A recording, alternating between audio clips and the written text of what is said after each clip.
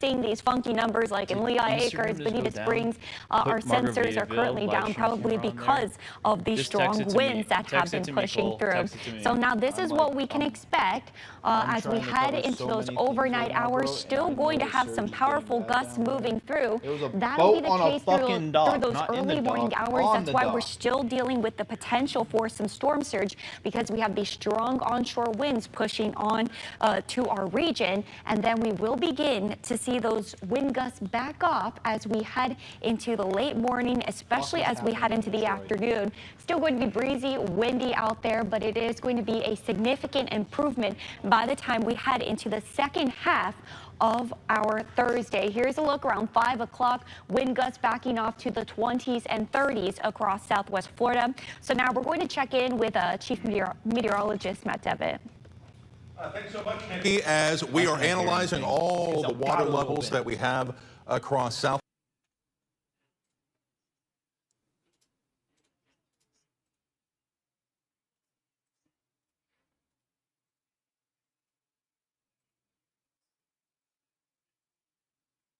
In the moment, it is a mad adrenaline rush.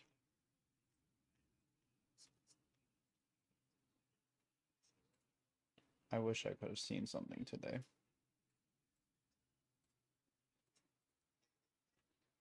Oh, it went down.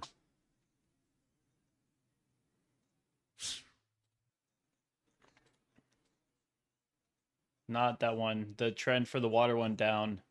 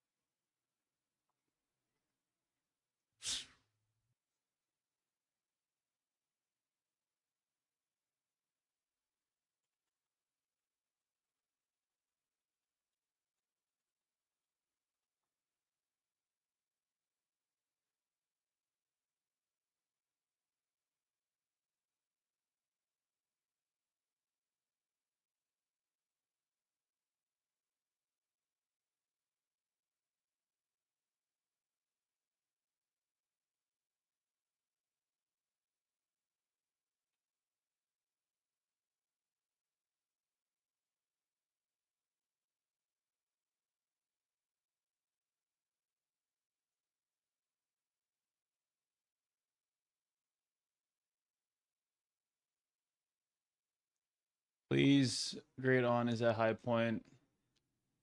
I'm going to be 100% honest. I have no idea right now. That's why I got mad on. The surge keeps going up. I know that, but I don't know which individual areas it's affecting right now.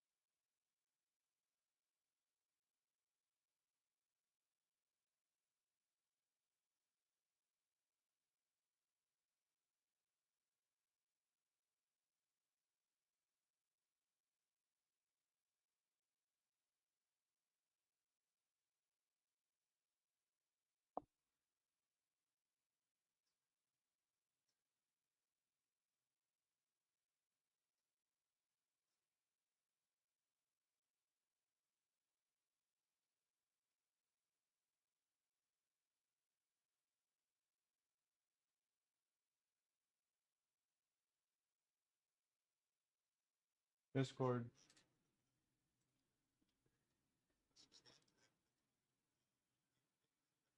Oh,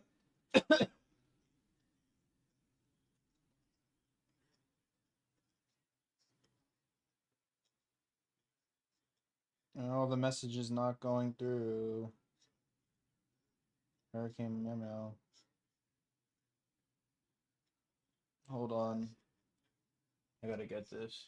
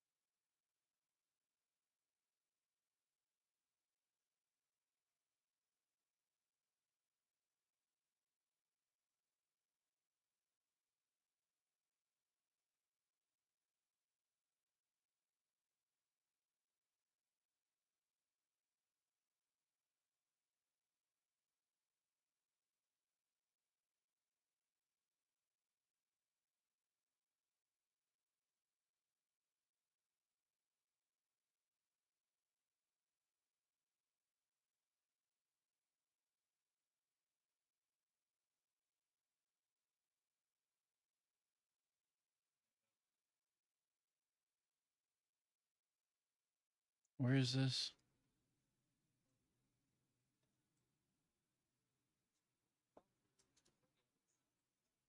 Beach Club.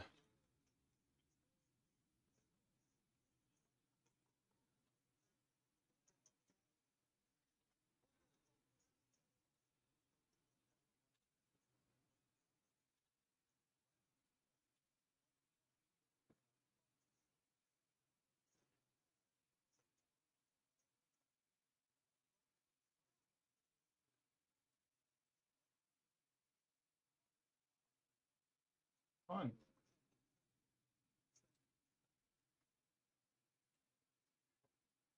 Vibes.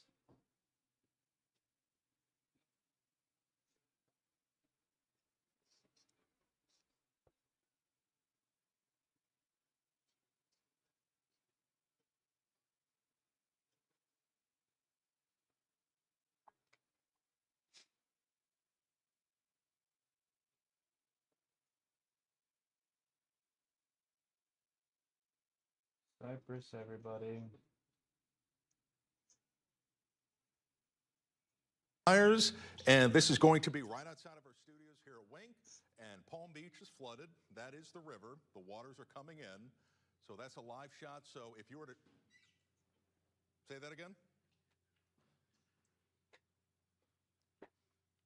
Okay, so also here's a live shot from Periwinkle Way. This is Sanibel.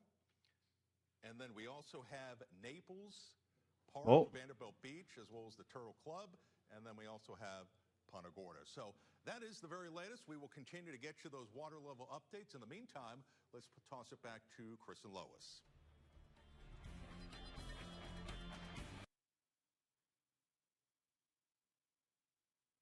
Oh.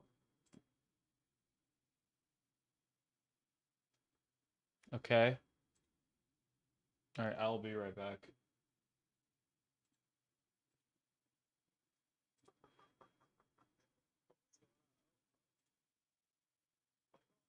Hold on, I'm switching you over to the other one. I'll be right back.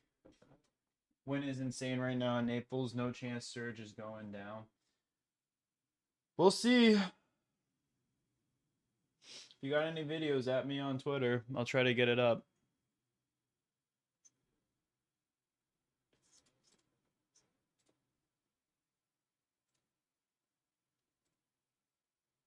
All right, I will be right back, everyone.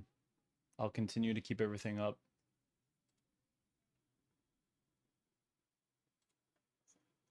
Yeah, I'm gonna be right back.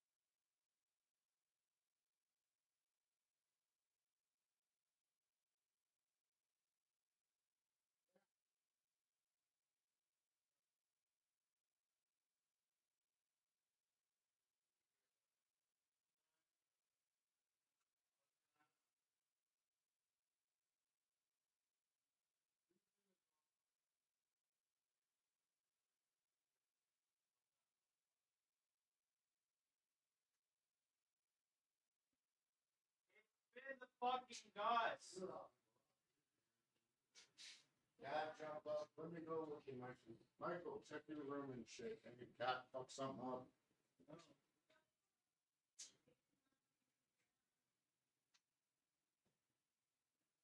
I don't know. We have power, so.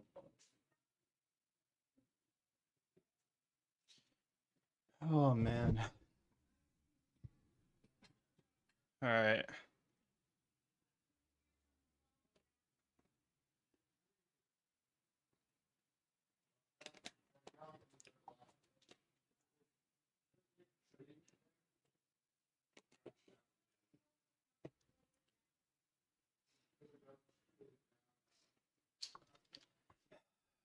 I really love having people in my life who freak out in panic situations. Brenton? Oh my god, he's still here. Ah.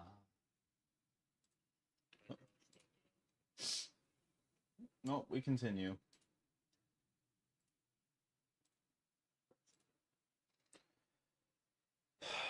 And I am. Let me see. Fly? I'm gonna step out. I just got electrocuted. Damn. There's electricity in that water outside. Please be careful. I just got shot. Oh, please. Okay, so the water's Be up careful, to my please. kneecaps outside. I just got shot. Wow. There's electricity running in the water outside. Yeah. Oh, please get back So I can inside. get shocked in this Please get water, back too. inside. So you're in a surprised I'm single-story home. We're looking at Yeah, 6288 Plamosa Avenue. But he just docks himself on the news channel. I see my videos online with the, we were going to go up in the attic if we had to. We have saws up there to break through the roof if we had to. We're sitting on the bed right now.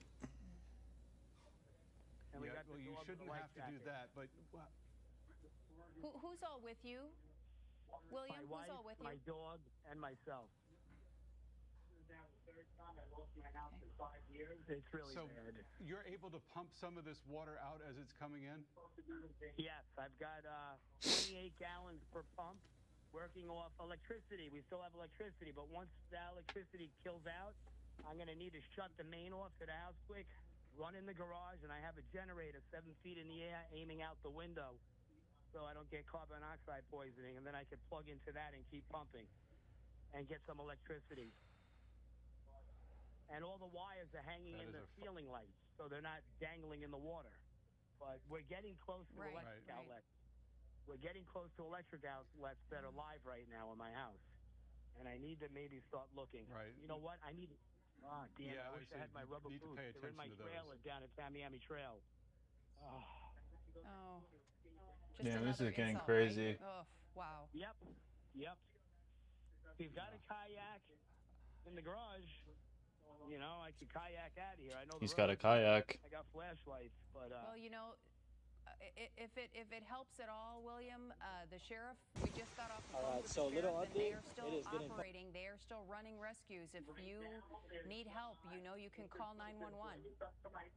Yeah, okay, I understand. Yeah, I spoke to the firemen. They know that I'm in the house down on Island Park Road substation. They gave me the phone number there. Yes. But I haven't called them yet. Okay. I was trying to save the house. It didn't happen. I don't know. Well, I think more you we're think to it's the going to point. go up? How much more? It's hard to say, but we've got a good probably 4 hours before high tide. It's not even high tide yet? 4 more hours? Oh, my God. No. Could be another Ian problem. You're getting close to... Damn, he just said it on there. Getting close to the This is point where getting the shit. electrical outlets It's getting really insane. concern me. Yeah, Well, we hope it doesn't get to that, but we can't tell you. It's. I don't know. Yeah. And that would probably be a good idea.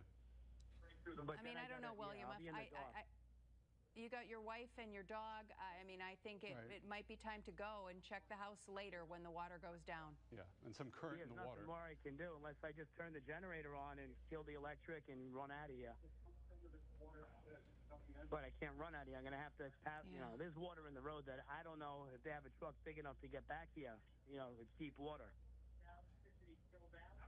Yeah. I would say there's probably, give them a call at this point. There's water enough.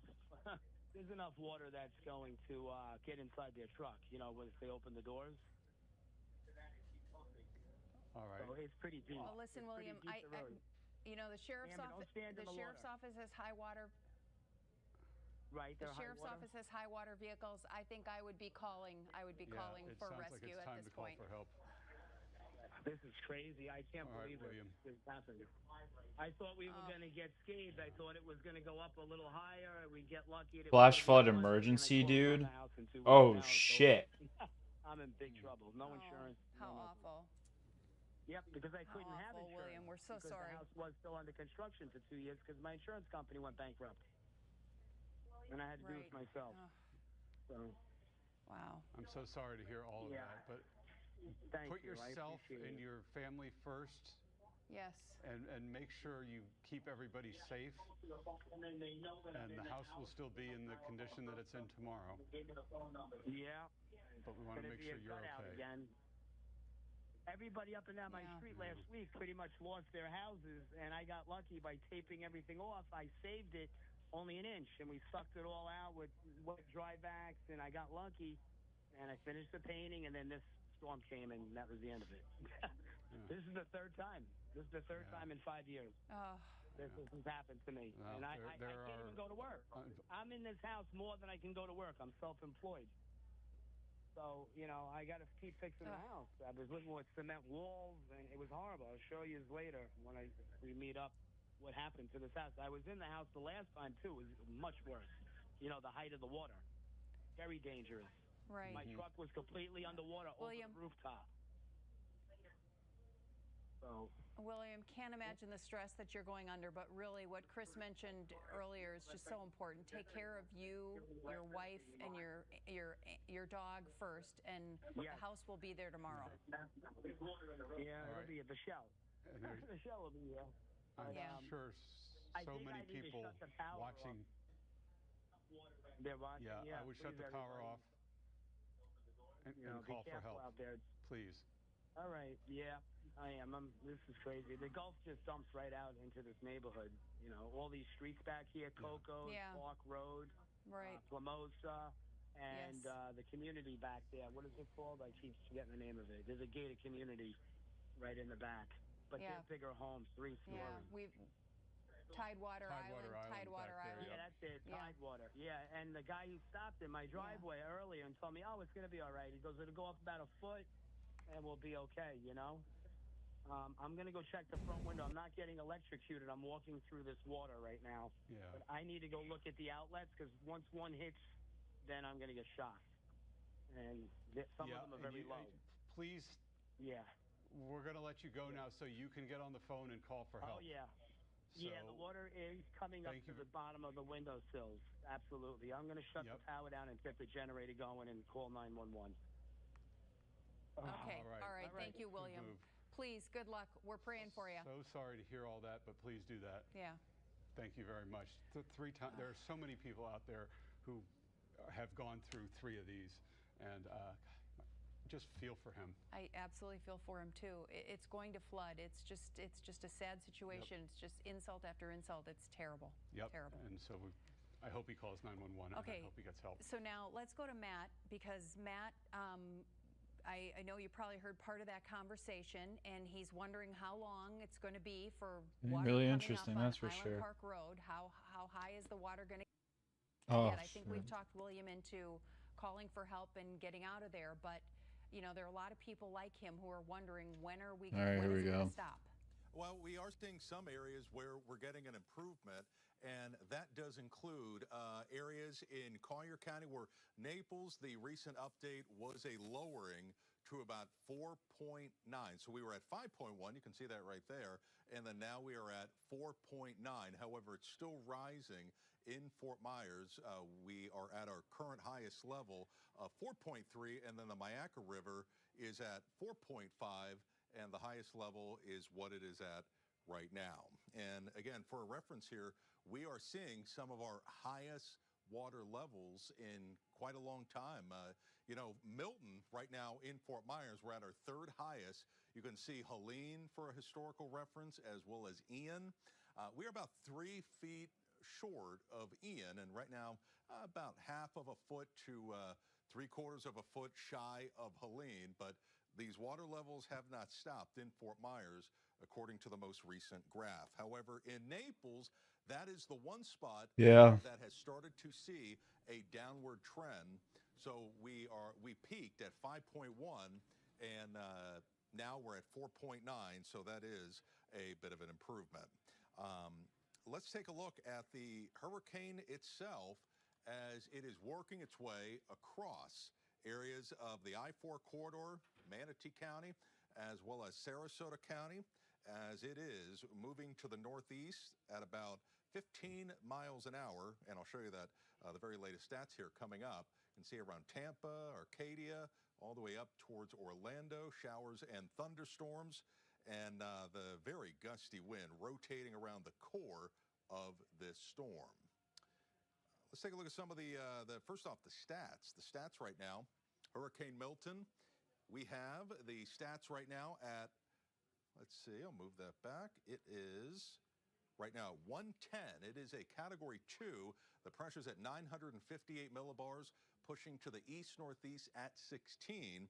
And this will continue to traverse across our state as it brings those bands of heavy rain as well as gusty wind. Speaking of the winds that are right now gusting in southwest Florida, we are right now, and if you're noticing some of the funky numbers and ones that aren't recording, they are right now either they failed, lost power, so on and so forth. But you can certainly see that we have winds that are gusting into the 60s and 70s. The forecast as we go hour by hour, you'll notice that we will be hitting upper tropical storm and hurricane force gusts. And then eventually, once we hit the second half of tomorrow, we are going to very gradually start to see those wind gusts go down in terms of what we see, because by that point, Milton is moving away and we start to see those winds go down. Number of power outages. Right now, that number is checking in at about 92,000 across southwest Florida. And those are the people that might be hearing my voice on radio. Because they've lost power, they can't watch Wink. We have about just shy of 100,000 people that have lost power in southwest Florida. In terms of where we go from here with our future track model, you'll see that the core of the storm will continue to work its way. I think to the Wink is that back on northeast. their Bands of heavy backup rain and generator. gusty wind. You'll see the southern flank of it, bringing Wink. showers and storms to areas of Collier County and all the way into Hendry County. Here's a look at about 1, 2, 3 a.m. with bands of rain.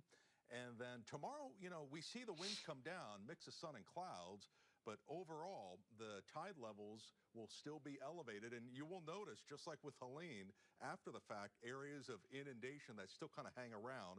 It wouldn't be till we hit about Friday and Saturday that we do start to see an improvement. In terms of the high tide, I did have a few questions here. And I tell you what, let's go to full on this graphic. That way, and you also see it brighten up.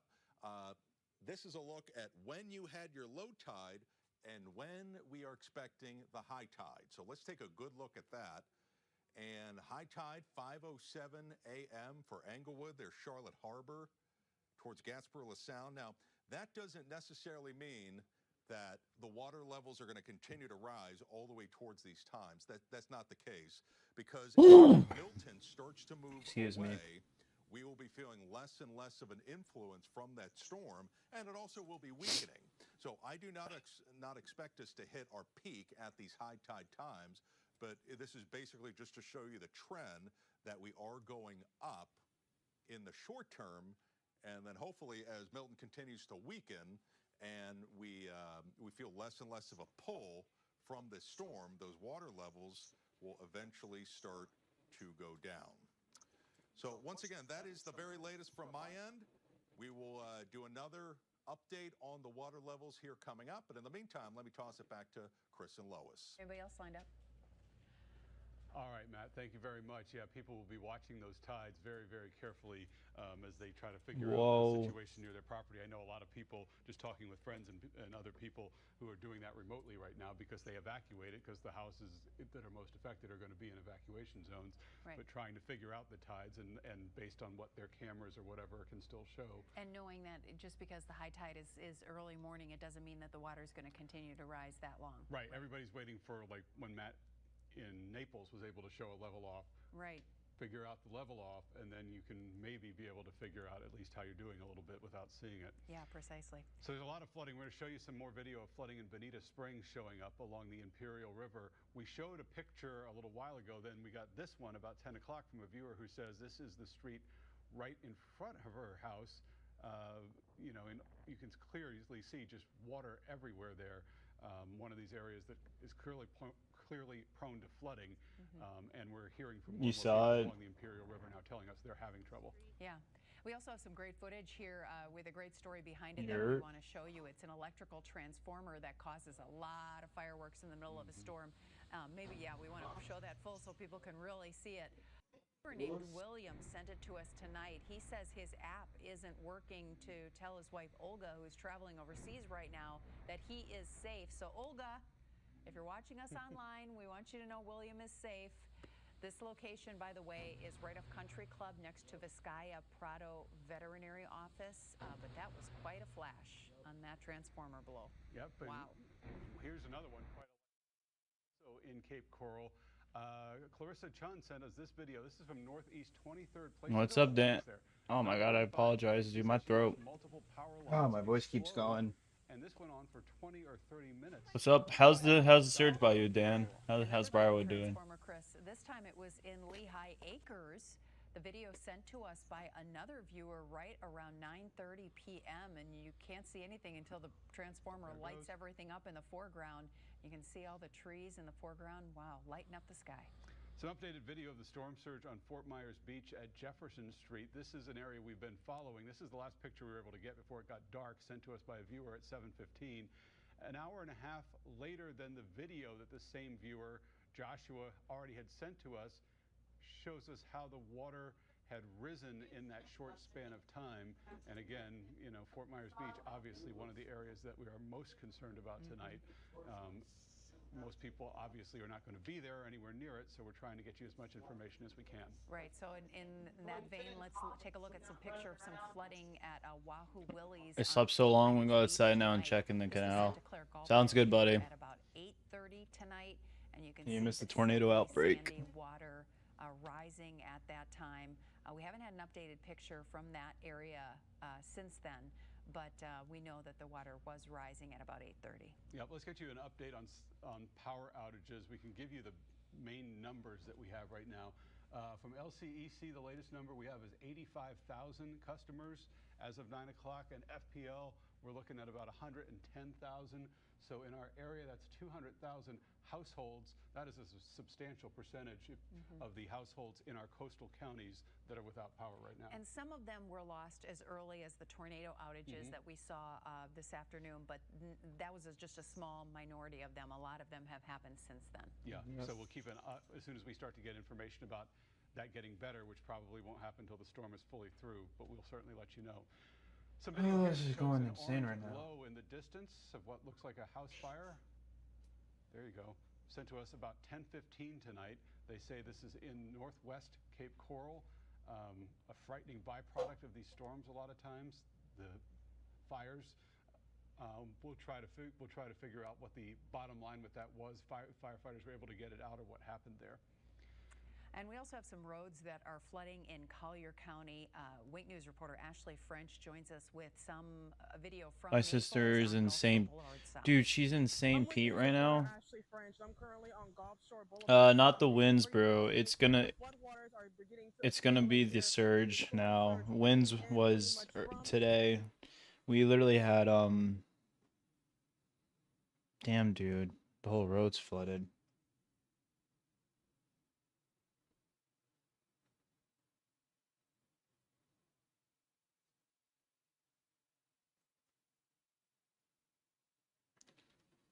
We'll see. We'll see how it is.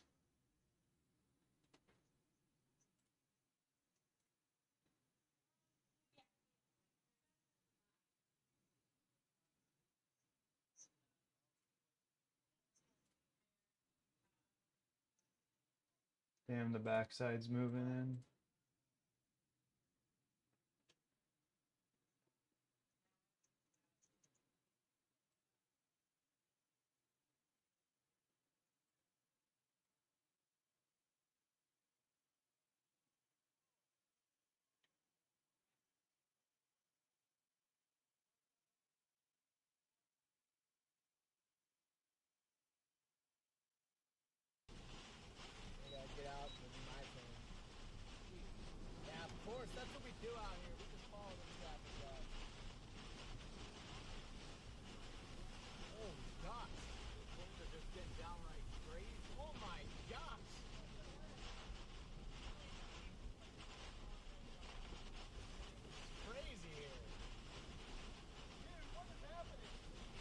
They were saying winds would pick up on Wink. Oh, well, I guess I misheard that or didn't hear that. I apologize.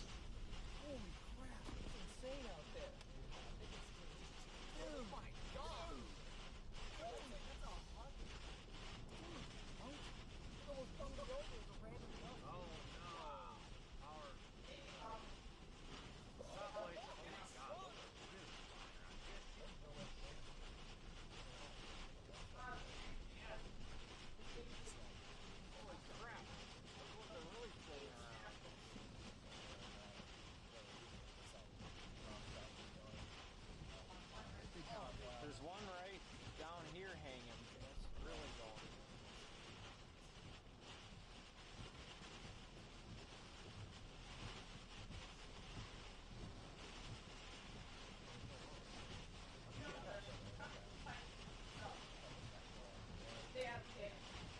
Strong, probably gusts like 45. That's not terrible, bro. Earlier we were getting almost 100-mile-per-hour gusts.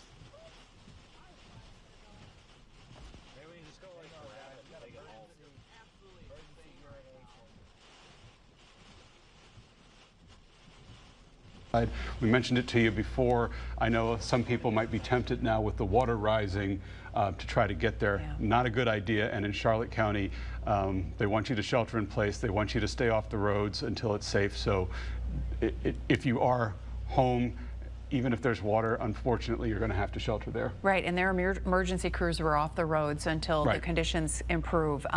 You can still call for 911 if you're in an emergency, crazy, and they will take down your information. As soon as it's safe to do so, they'll get somebody out to you. No sender information on this one, but as we're going to show you, it's a street flooding off of Edge.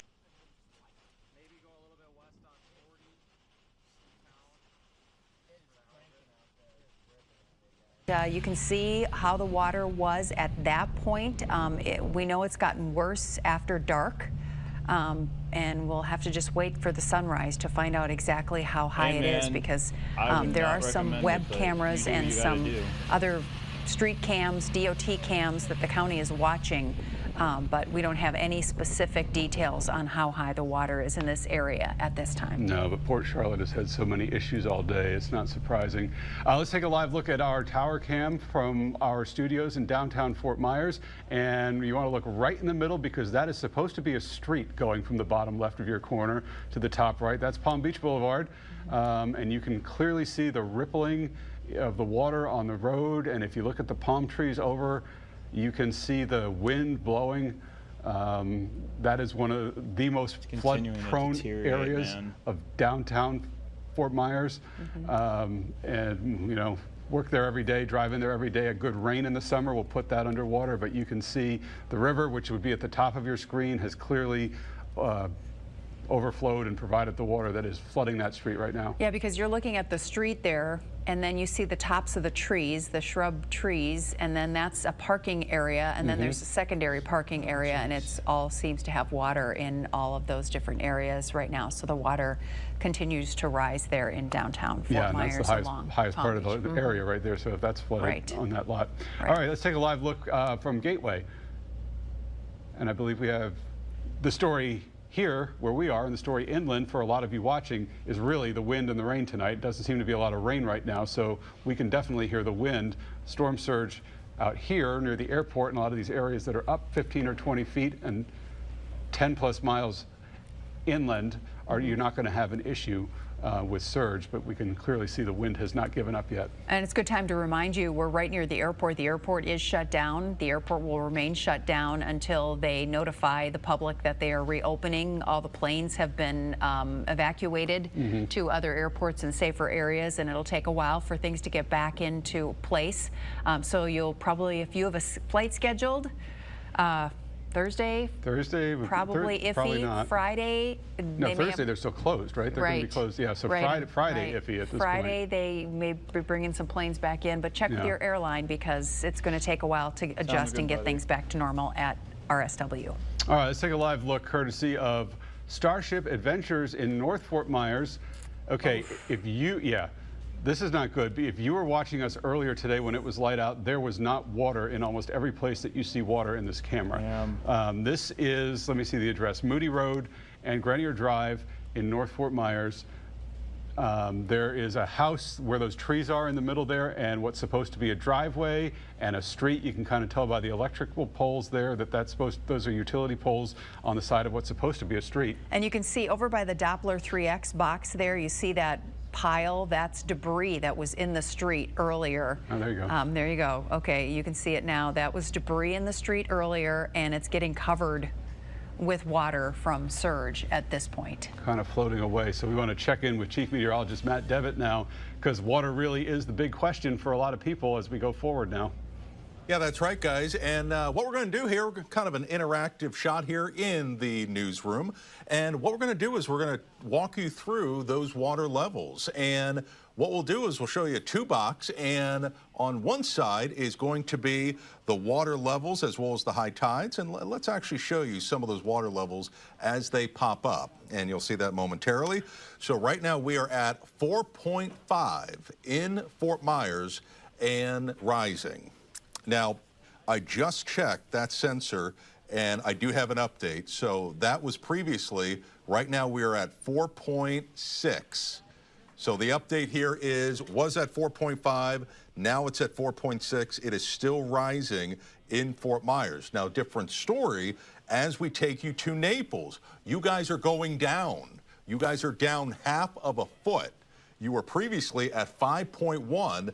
Now you're at 4.6. We are still rising around the Myakka River. A lot of comments and emails from people in North Fort Myers, Cape Coral. How am I looking? Pretty much according to the sensors that I see as well, it's a separate network. It's about the same as Fort Myers that you see on your screen. So it's 4 to 5 feet of inundation of water that's coming in, and the amount above the ground level. And you also will see the plotted high tide and low tide. But at this point, we're still rising in Fort Myers with that level of 4.6. In terms of Naples, let me check as well for you. I'll do that live on TV, as we do have the water level definitely going down. So Naples, we're going in the right direction here. Also, let me give an update for our viewers around Goodland as well as Marco Island. So we have some tidal sensors there, and let me see the trend around Goodland and Marco Island. And so far, we've kind of been, it looks like we're still rising, if not plateauing. So we will continue to get you those updates, and I do have multiple sensors. So let me start with Everglades City. Everglades City right now, you are at, it looks like you are still rising, if not trying to peak. So Everglades City, you are rising and also potentially nearing your peak. For downtown Fort Myers, I'm not seeing any improvement so far. When that happens, I'll let you know. We are right now at 4.7 for the Myakka River, so that's going up too with the numbers that you see on this screen. 4.7 for the Myakka River, so we're still going up there. Let's take a look in, if you have friends and family in Venice, they are between 5 and 6. So let's get you a tour of what we're experiencing right now. And Chris and Lois talked about this. We're seeing that inundation along Palm Beach in Fort Myers. This is right outside of Wink. And then as we highlight Sanibel, you can see the camera shaking, water. This is Periwinkle Way and Casa Bell East. And there it is, the storm surge right now on top of the island. And you can see the glistening here on the right-hand portion of your screen. That is that water coming in. And you know, folks, we're not going anywhere. We're going to be with you every step of the way. I'm not happy until that water is going down, and I'll tell you when that will be. Let's take it to Naples. You can see the water levels going up. There should be dry ground on the bottom-hand portion of your screen. There is not. And then this was a previous shot from Punta Gorda, Fisherman's Village, and they are flooding right now. You can see the lights on the right-hand portion of your screen reflecting along the water. That should be dry ground, and that is not the case right now. So let's do an update on, I do have another camera. Let's see if we still have it. As you can imagine with the hurricane, sometimes you lose cameras, sometimes you don't, and depends on power, and sometimes there's a little bit of a delay with this camera. So let's see if we have it. It would be a good gauge as to what we have in Cape Coral. And this is the Rubicon Canal. Do we have it? Oh, maybe not. I was hoping that we would have it. Here are the latest stats on Milton, Category 2, as to be expected, pushing inland, and that land interaction is weakening the storm. The max winds are at 110 miles an hour. The pressure's at 958 millibars, pushing to the east-northeast at 16, and this will continue to work its way across the state of Florida as we go into time. Let's get you a regional update once again on the water levels. And we've done a great job. Nikki Sheeks has been really helping us out right behind me on some of these water levels. And this is a good gauge as to what we have right now where you live. So let's list them off. Venice rising, Myakka River rising, Shell Creek, as well as the Peace River in Arcadia. Let's take you into Lee County. Lee County, we still haven't seen much improvement. Every spot is rising from Fort Myers Beach towards Cape Coral, Matlacha, St. James City. Again, we talked about the water level values. They're very similar from downtown Fort Myers towards Cape Coral, as well as North Fort Myers. So you could really use that as a good gauge. And then for a final spot, we have Naples falling.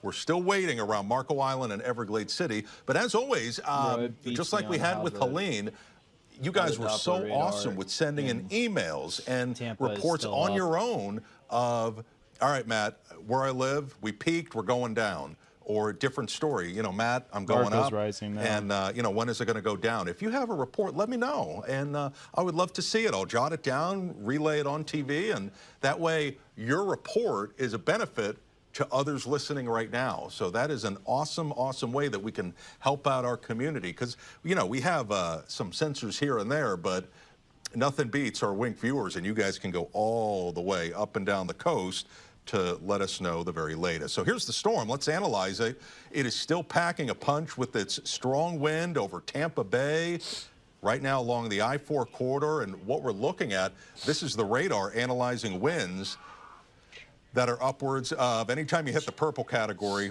now thankfully this is not at the ground, but what can happen is you can sometimes bring this strong wind aloft down to the ground, and winds could gust easily upwards of 80, 90, 100 miles an hour, or even in some cases higher than that. And again, it's not a given that we're seeing all that down to the ground, but we have certainly seen some strong wind gusts even here.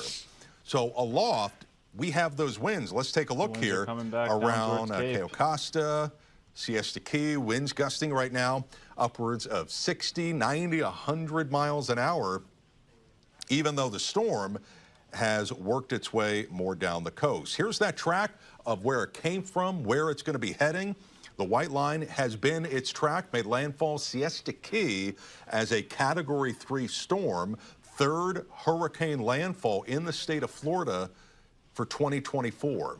And that's been the big thing with this year, is that, you know, we may not have hit those early season projections of, you know, 20 to 25 named storms, but it's not about the numbers. It's about the impact. And these storms have left their mark, and it feels like an active season for the state of Florida. The numbers are irrelevant. You could have 20 to 25, and they all curve out to sea. All right, so little update. It is getting fucking feel like it for us. But on the flip side, right now, we just had our third Florida landfall, and it has been quite a stretch the past 2 months, even though we're not going to hit those early season projections. So it's all about impact at the end of the day. And I hope everybody's doing all right now. I'm thinking about you, and I'm hoping that you're safe and being well taken care of. And we will get you those updates on the water levels as they come in. Let's do a new sample on the wave heights. We showed you some of the wave heights that we had a couple hours ago as the Gulf has been angry. And what happens is, you can see it loaded in the screen here momentarily, that will also unfortunately lead to some erosion. So all of the waves and the surge, we are going to see some erosion quite a bit along our coast. And okay, so some of the wave heights that we have right now, averaging about 10 to 25 feet in the Gulf.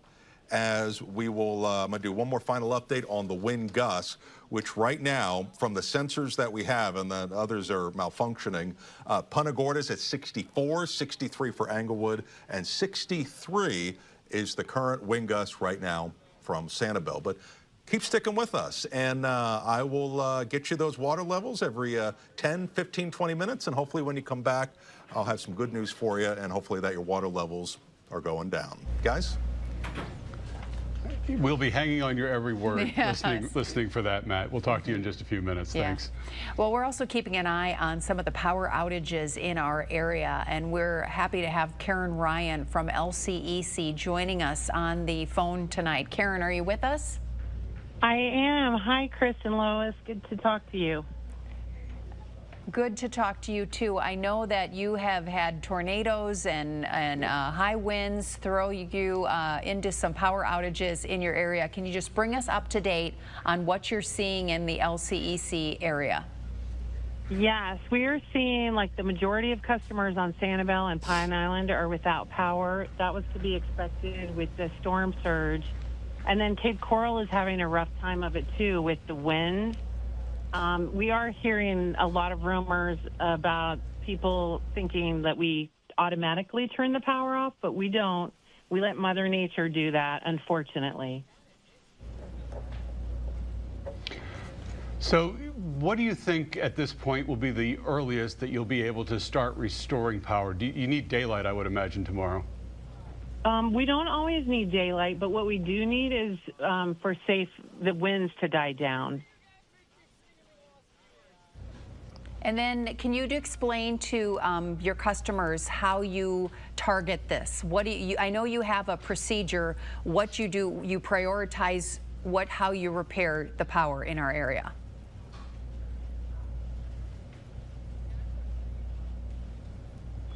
Oh, we may have lost her. Karen, can you still hear us? Oh. Okay, she's breaking up. Okay, Karen, if you can hear me, you broke up on the last answer. Can you start over?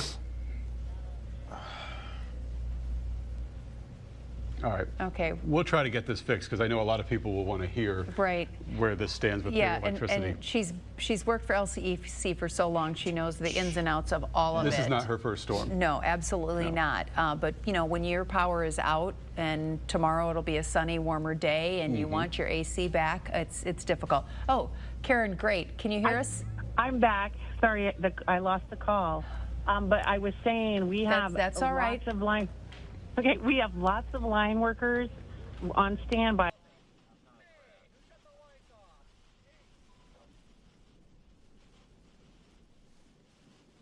Absolutely not. But, you know, when your power is out and tomorrow it'll be a sunny, warmer day and you want your AC back, it's difficult. Oh, Karen, great. Can you hear us? I'm back. Sorry, I lost the call. But I was saying we have that's all right. lots of line. Okay, we have lots of line workers on standby, and they're just chomping at the bit to get out there. So as soon as the winds die down and we can assess the damage, we'll have boots on the ground, and they'll start restoring power as quickly as possible. Okay, so would you tell us your procedure? I know you have a procedure, how you target, how you get going, and what order you repair power. I'm glad you asked about that, Lois, because it's a well-rehearsed procedure. Almost every utility follows the same thing. What we do first is assess the damage so that we can see what needs to be done. As soon as the assessment team is finished with that, we will start restoring main infrastructure. So that would be substations, transmission lines. Oh, no, it's and the that's where the source of the power comes from. So until those are repaired, we can't get into the neighborhoods and start restoring power. After infrastructure is found to be okay, then what we will do is start restoring essential services. So that would be hospitals, emergency centers, and also the main arteries like grocery stores and things that people need to get back into it, to get life back to normal. Once those main arteries are restored, we'll go into the neighborhoods and we restore the greatest number of people at one time possible. So if we can send a team of line workers into an area that doesn't need a lot of tree trimming or poles replaced, and they can get 1,000 people on quickly, that's where we'll go first. After that, we'll go into the neighborhoods and start restoring areas that need a little bit more work, and then we go to single services, maybe like one customer that's out, or maybe a customer that needs repair to their home. So if you're that one house on a street and everybody else has got their power and you're the one that doesn't, do you call LCEC at that point, or might it be something of your own problem? It's always a good idea to look at your weatherhead, or if you've had water in your house, you want to have an electrician come and look at it and then have it inspected. But so look at the weatherhead, see if the weatherhead's bent. It's always a good idea if you're the only one to call LCEC or any utility that serves you, to call them and let them know so that they can make sure that they have you on the list. And we don't want anybody to ever fall through the cracks. Right. But in general, tomorrow morning, if your power's out from the storm, you already have the list. You don't need 200,000 people or 85,000 people calling you at once, right? You're correct, Chris. And also, we have an outage map at lcec.net in the reliability in our storm center. So customers can go on and look at that map, and right now they can see there's a lot of outages, and they'll know that we already know that they're out of power. Right. All right. A lot of people will be waiting for your trucks tomorrow, I'm sure, and FPLs as well. Yes, and we've had some out-of-state crews and our local crews that have been staged here, it's overland waiting like and it's all still of us. sustaining So they are very anxious to get out there and winds. start doing what they do best. That's insane. Yeah, I'm sure people will be anxious to see you, Karen. Thank you so much for sharing your time with us. You're we welcome. appreciate the information. Really have a good night. I hope you don't have any more power outages reported tonight. That would be a blessing for all of us, For everybody. Sure. Yeah. All right, thank you. I want to check back in downtown in Fort Myers because we've been watching the surge. First Street downtown, we have Wink News reporters Tiffany Rizzo and Amy Osher together in one of the high rises downtown, monitoring the water coming up for us. How are we doing? Well, we've got a bird's eye view here, and it's interesting that we just came after someone from LCEC. It's so dark out here, you can barely see, but it is like a lake from the Caloosahatchee all the way across First Street. So I don't know if Tiffany believed me earlier when I said that it was totally going to flood out like this, and it came up rather recently. Well, Amy, you were telling me how you were here during Hurricane Ian and that water coming in, and I was wondering, when we wake up in the morning, how long is this water going to stay here? Well, the good thing is with Ian anyway, the next morning the water was back down. So I know that varies. There's a lot of variables with that, but it didn't seem to linger for days like it did in some areas in Island Park when it stayed there. But right now, to give you a reference point, if you could see it at all, there's a chain link fence back there. With Ian, it covered the chain link fence. Right now it's about halfway up, so Matt might know more about how high that is, but it certainly did cover the parking lot here, across the street. Earlier tonight we saw people walking in it, which we know you don't want to get out there and walk in the storm water, but people were out here checking it out a little bit. It's so dark now because a lot of the condos are out. There's an interesting glow down First Street, it looks like. We're not sure. It looks like when a transformer goes out and you see that bright glow in the sky, but this is a consistent one. So I don't know if they're working on something there, Tiffany, or not. Yeah, I'm not sure about that glow. We've been keeping an eye on it, but what we do know is this surge has just continued to come in. You can see that water on First Street. You can see it in that parking lot. We can't even see the bottom yet, and I wish you guys could see it too, but it is so dark out here. You can't make anything out from the camera when we're looking down, but it does look like waves are starting to come up. We were showing you a boat earlier to kind of show where that surge point was. Now that water is completely almost covering that boat. You can barely see the top of it. Yep, and we have a few hours to go. We'll keep out here monitoring it all night till about midnight when high tide is supposed to be here, and we'll see what that surge looks like then. For now, Amy Osher and Tiffany Rizzo in downtown Fort Myers. Back to you. All right, thanks to both of you. We're watching that road very carefully because it gives us indication of how the rest of downtown Fort Myers is doing, especially with all the businesses who are trying so hard to keep the water from coming in for a second or third time this year. Yeah, now let's go across the river, this same Caloosahatchee River, to North Fort Myers, and let's look at the surge cam that we've been watching all throughout the afternoon and evening. This is at Moody Road and Grenier Drive in North Fort Myers, courtesy of Starship Adventures. And we are watching that debris you see on the right-hand side of your screen at the bottom, down by the top. Oh. And then there's that flash, and power went out to part of the street, it looks like. Yep. But there was the debris pile at the bottom of the screen that was totally uncovered when there was daylight. And the surge has come in and is taking over, and it is moving some of that debris into the middle of what is supposed to be the street. Right now, it looks like it's a complete pond, but it's not supposed to be that way. This is a neighborhood, and the street has been completely inundated with floodwaters. No, there's a lot of things there that look like they don't belong together. I mean, water and electricity and garbage all in one place. That flashing light in the back of the screen, kind of middle right there. Right. We'll keep our eye on this situation in North Fort Myers as we try to help everybody figure out, you know, is my neighborhood dry? Is my house dry? If you live along the coast, and we're seeing a lot of neighborhoods that look like this. Yeah. All right, so let's check in with Chief Meteorologist Matt Devitt on all of this, especially water levels, Matt. And also power outages, Chris. I actually would like to start with that. Power outages, Nikki behind me just updated this graphic. We're getting up there. It's pretty significant. You're going to see that pop up on the screen, then we'll go to the water levels. So these are the current power outages in Southwest Florida. Let's take it county by county. We have Collier County at 32,000. Lee County, the current power outages at 133. I just took a look at Facebook and Twitter and some of the social media. A lot of people are acknowledging some of the highest wind that they've seen this evening. I'll show you the wind, the current wind gusts. I was able to find other sensors in the area and complete the network, so I'll show you that coming up. Hendry County, Glades County, not bad, but we still have 1,700 people that are without power. You compare that, however, to Lee County, 134,000 people. We have Charlotte County, 51,000.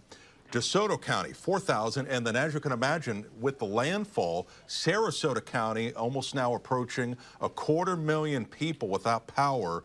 In total, on this graphic, we're approaching 500,000 people in the Wink viewing area, give or take, with no power. And that is because of this. And these are the current wind gusts. As, again, this is live and coming in. We are gusting consistently between 50 to 70 miles an hour.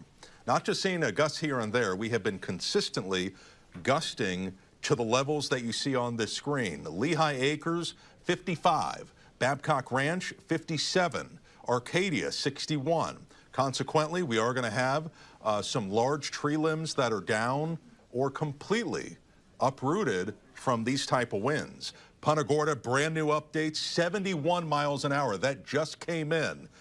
Brand new update. That's not even 60 seconds old. So we are right now seeing across our area near hurricane force gusts. That I think that's very telling in Punta Gorda. That observation just came in. 71 miles an hour is what we're gusting as we are seeing the wraparound wind, and over 250,000 people without power in Southwest Florida. So that's why we are simulcasting on the radio stations. For those amount of people that can't see the coverage anymore, they can hear it. So thank you so much for all the people that are tuning in and listening on radio. Now let's talk about the water levels. And Fort Myers continues to go up. Naples is going down. So Naples is our first sign of hope that it is going to gradually get better. Not all of Southwest Florida is going up now. We have some that are going down, but Fort Myers is going up, and so is the Mayaca River. The 4.8, let's do a historical analysis. The 4.8 is the third highest in 60 years for the city of Fort Myers with the tide sensor downtown. So I want everybody to look at the top-hand portion of your screen. You see where it says observed water levels. And you see that abbreviation right next to it. That is called the mean higher high water. So I just had a Wink viewer. She sent me an email and she said, you know, Matt, I'm looking at the NOAA stuff online, and I'm seeing like values of 6, 7, 8, and 9. That's a different datum. So there also is a type of analysis where they use low tide. you don't want to use low tide because you deduct that from the water level. So you want to use, that is, when you look at the tide sensors online, you want to use the datum MAHW. That's how you do inundation. So that's how the historical water levels are taken, because we want to see how much above high tide, not at low tide. So that's a look at Fort Myers. We already maxed out in Naples, 5.1. That is the second highest water level in 60 years for the city of Naples. And that is because of the storm surge with Milton. And according to the data that I've seen, the storm surge in Naples was between about 5 and 6 feet. The forecast was 5 to 8. So did verify around the bottom half of the forecast. So here's what we have. You can certainly see the winds kicking up. We are inundated right now downtown Fort Myers as the bands of rain continue to work their way through. Okay, and we also have the live shot from Sanibel Island, the surge flooding that continues on the right-hand portion of your screen. Then also Naples Park. Now these will eventually start to go down, but let's do also another check of the regional water levels. And if you have a report, send it in. Hey, that's even better than some of these tide sensors. You know, more reports the better. As you know, these are just one fixed point. You know, if we're hearing from people in, you know, South Gulf Cove and other areas that maybe didn't evacuate, but you know, those observations would be helpful. So you can see rising water in all these 4 sensors. Same type of situation across Lee County, generally rising in Cape Coral, Matlacha, all the way towards Fort Myers Beach, the Imperial River. And then as we take into Collier County, we had noted that we are falling in Naples. That sensor's at Naples Bay. And then Marco Island still rising. Everglades City was still rising, according to some networks that we had in the area. So here's the hurricane. Why does it look like that? It's a combination of shear and dry air. The dry air has literally taken the bottom half off, where on the northern half, that's where all the moisture is, as well as the heaviest rain. And that is right now bringing some strong wind to the I-4 corridor, and that is not where you want to be right now. Winds right now are getting analyzed aloft in the storm, upwards of 70, 80, 90 miles an hour, and that can definitely bring its way down to the surface. Power outages, down trees, absolutely, as this storm continues to work its way through. For some peace of mind, the tornado threat is lowering. The tornado threat is lowering. Let me show you that with our line graph. And in the middle part of your screen, that's where we're at right now. Still a bit elevated, but as we go deeper and deeper into the night, the tornado dynamics start to move away, and we are left with just the surge. So the surge is still the biggest component here. Here's going to be your hour-by-hour forecast in terms of the wind gusts, as we are hitting right now between 60 and 80 miles an hour. And you can see in the short term, we're seeing upper tropical storm to lower end hurricane force gusts. And you can see how as we go into time, you hit about 5 a.m., 7 a.m., 10 a.m., still some gusts, 40 and 50, but we're going in the right direction, and we're starting to go down. Here's a look at the future track model in terms of the future radar, and everybody's going to be saying goodbye to Milton as it works its way across the state. Also becomes a hybrid storm eventually. A Sandy in New Jersey did the same thing in 2012, where it becomes not as much tropical, but more of an extratropical system. It's going to do that when it leaves Florida. And so we feel less and less of a pull on the Gulf of Mexico, and that will eventually lower our water levels. So I'm going to continue to monitor these water levels for you. In the meantime, Chris and Lois, as the updates come in, I'll be happy to relay them here from the Weather Center. All right. Well, Matt, we will certainly check back with you here in just a few minutes, because right now that is, for most people, the big question is water, because The wind is what the wind is for the night. Most people are where they are and they'll be fine, and the rain is kind of dying down. That's right. But in Naples, there's some good news, and everybody else in Southwest Florida who hasn't had that good news yet is patiently waiting for it. So we'll help you wait. Yeah. You're watching Wink News. We are continuing to track Hurricane Milton. We'll be right back. Valuable sense of peace of mind. That's why we're dedicated to provide high-quality impact windows and doors. Call us at 239-690-6380 or visit bntwindowsanddoors.com. It's an unimaginable trauma. A woman or girl is raped and gets pregnant. Then she's forced to have her attacker's baby. That's now the law in Florida, an extreme abortion ban with no real exception for rape. No matter where you stand on abortion, that goes too far. Government has no right putting anyone through that. Government has no right making that decision for you. Voting yes on 4 protects women and girls and stops government's cruel abortion ban. Iconic, legendary, renowned, beloved for more than 70 years, Kelly's Roast Beef has been a staple of the North Shore of Boston. Famous for heaping piles of fried New England seafood, full-bellied clams, chilled lobster rolls, and of course, our melt-in-your-mouth roast beef sandwich. So whether it's your first time or you're looking for a taste of home, come in and experience what makes us truly legendary. Oh, hey, I'm your celebrity spokesperson for Zine, the new way to stream local news, sports, and events from all over the country. But Zine speaks for itself. It doesn't need a celebrity spokesperson to tell you to download Zine. Besides, an ex-teen idol like myself might resort to pandering gimmicks. You're too smart for that. Let's cut to the Zine logo before I do some sexy, overdramatic ending, huh? Zine. Always local, always free.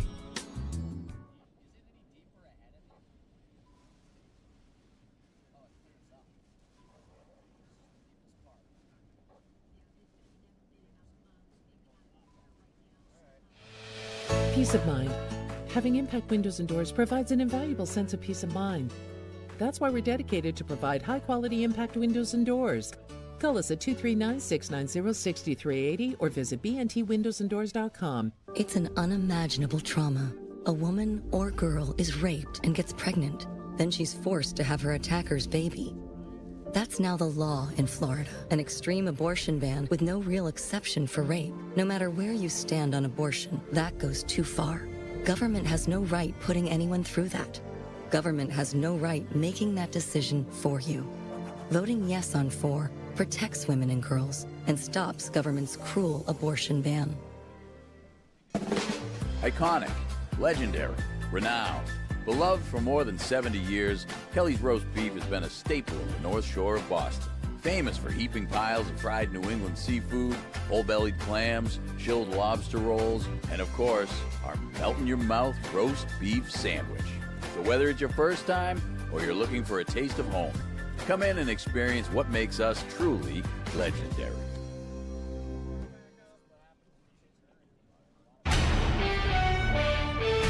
This is Wink News special coverage, Tracking Milton. We want to keep trying to get you the most current information on what's going on area by area, and we'll go to Charlotte County now, where Wink News reporter Annalise Iraola is at the Emergency Operations Center with the Public Works Director. Annalise, first of all, find out what is the latest going on where you are. I know you've been there all night. Yes, absolutely, Chris, and I can have John speak to that. So can you tell us a little bit about the latest of what's going on in Charlotte County tonight? Sure. So we're monitoring any kind of feed we can get in from outside. We have weather stations put throughout the county. Some of those are hit and miss with some of the connectivity issues, but we're watching wind speeds, water levels everywhere. We've got cameras that we can see stuff. So what we're really trying to keep an eye out for, and our main concern, since the majority of this seems to have passed us, originally it was going to be rain, wind, obviously, but tidal surge is always the thing that we're... How is the flooding in Charlotte County? Can you talk about the areas where they're seeing the most surge? So, sure. So most areas that we see the surge are your coastal Alliant areas. So your downtown Punta Gorda, Charlotte Park, El Jabin, Salona, Manasota Key, your barrier islands, all those areas we're expecting surge and we're seeing surge. Okay. And what are your main concerns for Charlotte County tonight? Surge. So we just want people to be safe. Don't be out on the roads. There's a curfew. So it's basically these water levels are still rising. When you're out, you can't see where the road ends and where things are, if things have been washed into the road. So we just want people to be safe, and the surge is our primary concern, just for loss of houses and stuff like that as well. Oh, yeah, absolutely. I mean, with so much coastal communities and barrier islands out here, of course, that makes sense. And can you talk about the wind at all in Charlotte County as well? So what I can tell you, because we're at the EOC and we're kind of locked in, and we had weather stations, so we were getting reports 70, 80, but then sometimes our weather stations go out because of wind, and we don't know what it is. Based on what I'm picking up from the intel that we're gathering in here, wind wasn't as much a concern. Now we have isolated areas where tornadoes can occur, and that's a completely different story. But our primary concern with this event right now is surge, tidal surge. Right. And what kind of calls have you been getting in tonight? So, weirdly, earlier in the day, we were getting the panic. People, I understand, you know, they're like, hey, my drainage doesn't appear to be working, or there's a pipe blocked. And we weren't responding to those because at this point, today's mission in the morning was just to get our equipment staged up and out of high water areas. We were getting some of those calls, but then the calls kind of tapered off, and we think people heeded the warnings of emergency management and got to shelters and got themselves in a safe position and just kind of riding it out. So it's been relatively quiet. Right, and there's been so much messaging out to the public. So much. Yeah, about evacuate, leave your home if you're in a flood zone, get out of there, get to safety, get to higher ground. So I feel like you guys have been doing an amazing job with that, so I'm sure the public really appreciates that as well. What do the next 6 to 8 hours look like? So what we were really monitoring was these inundation maps, and they kind of show worst case scenario. And at one point yesterday, it was very bleak. Those have been reduced based on what's actually happening with the storm. So what we're looking to do over the next 6 to 8 hours is really just monitor the situation. It's not safe to send people out necessarily to go out and do stuff right now. First light and kind of get a feel for how much this surge actually came in, do the evaluation. Our public works team will go out and do an initial push, which is a set of roads that we do throughout the county, and we push the debris off so public safety can access stuff. We've shared that information with our partners at Public Safety, Florida Wildlife Sheriff's Office, Fire EMS. So we work as a unit. We've got FPL people on our team, so if we do get a wire, we can cut that out of our way. So really, it's just going to be to watch what happens with the surge and then respond in the morning when it's safe to do so. Absolutely. Okay, thank you so much. I know Lois and Chris, if you guys have any questions you would like me to ask him as well, he's ready to do so. Sure, Annalise. I guess I would like to ask, are they at all concerned about any of their utilities? Like, for example, should people be concerned about their water and the safety of their water after a flooding event like this? Okay, she was asking, you know, should people have any concerns about utilities as far as like water after an event like this? Yeah, so same messaging that you're talking about that our JIC has been doing, our Joint Information Center. We have utilities teams at our table, FPL teams at our table. All that has to be evaluated. They lowered water pressure, so that typically facilitates a boil water notice. I don't want to speak for utilities because I'm Public Works, which is separate, but they put out all that messaging as that data becomes available so that people know what's going on. Okay, perfect. Thank you. All right. Any other questions for him? All right. No, I think he covered it very well. And we got a good picture of what tomorrow's going to look like. And thank him very much for the time, and yours as well, Annalise. We appreciate it. We want to go next to Sanibel now. All right. Yeah. We want to go to Sanibel next, check in there. Another area that we know right now is having a surge issue because we've been able to see it at Periwinkle and Casa Ibel. So we have... Eric Jackson is joining us, I believe, right? Eric Jackson, the Public Information Officer for Sanibel. Mr. Jackson, can you hear us? Yep, I can hear you. All right. So why don't you give us a status update of what you're seeing on Sanibel? I know that you're off island, that everyone evacuated to safety, but I know you were monitoring some weather cams and FDOT cams or things like that. So what are you hearing from the island? So actually, I was just listening in. So very similar to what you just heard from Charlotte, a similar situation in that we're watching the cameras. Some of the cameras went down, but we could see where there was significant flooding occurring, significant surge that was coming over parts of West Gulf and Tarpon Bay Road and other areas, which is what we expected. So again, now the point is to get ready for when we're going to go on to the island. So right at first light, we have first responders and our city crews that will first work with the Department of Transportation to make sure that the causeway is sound and safe and ready to get across, and then they'll start assessing what's going on the island. What's the next step if you find some issue with the causeway? What happens first? Well, we'll have to work with FDOT on that to figure out what the situation is and when we would be able to get across. But we're very staying positive and know that they put a lot of work into this to make sure that it's structurally sound. So we should hopefully be in good shape so we can get across and get things ready to go, so people can come back on the island. And I know that's the difference there, though, is that we did a mandatory evacuation, and at first light there are going to be a lot of people that are anxious to get back on the island. It's just right. We really appreciate people's patience. Because we have to make sure that it is safe. And there's been a lot of power outages. There could be down power lines. All of that has to be assessed and made sure it's safe before we can let people back on. Okay, so you want everybody just kind of to sit tight then and wait until Sanibel has given the all clear and that people and residents can come with their passes and they can get to the causeway and come back and check their properties and their businesses. That's absolutely, and we will continue to send out our messaging through our city news releases and on Facebook and on our website, and we'll make sure that you're aware as well to help us get the word out.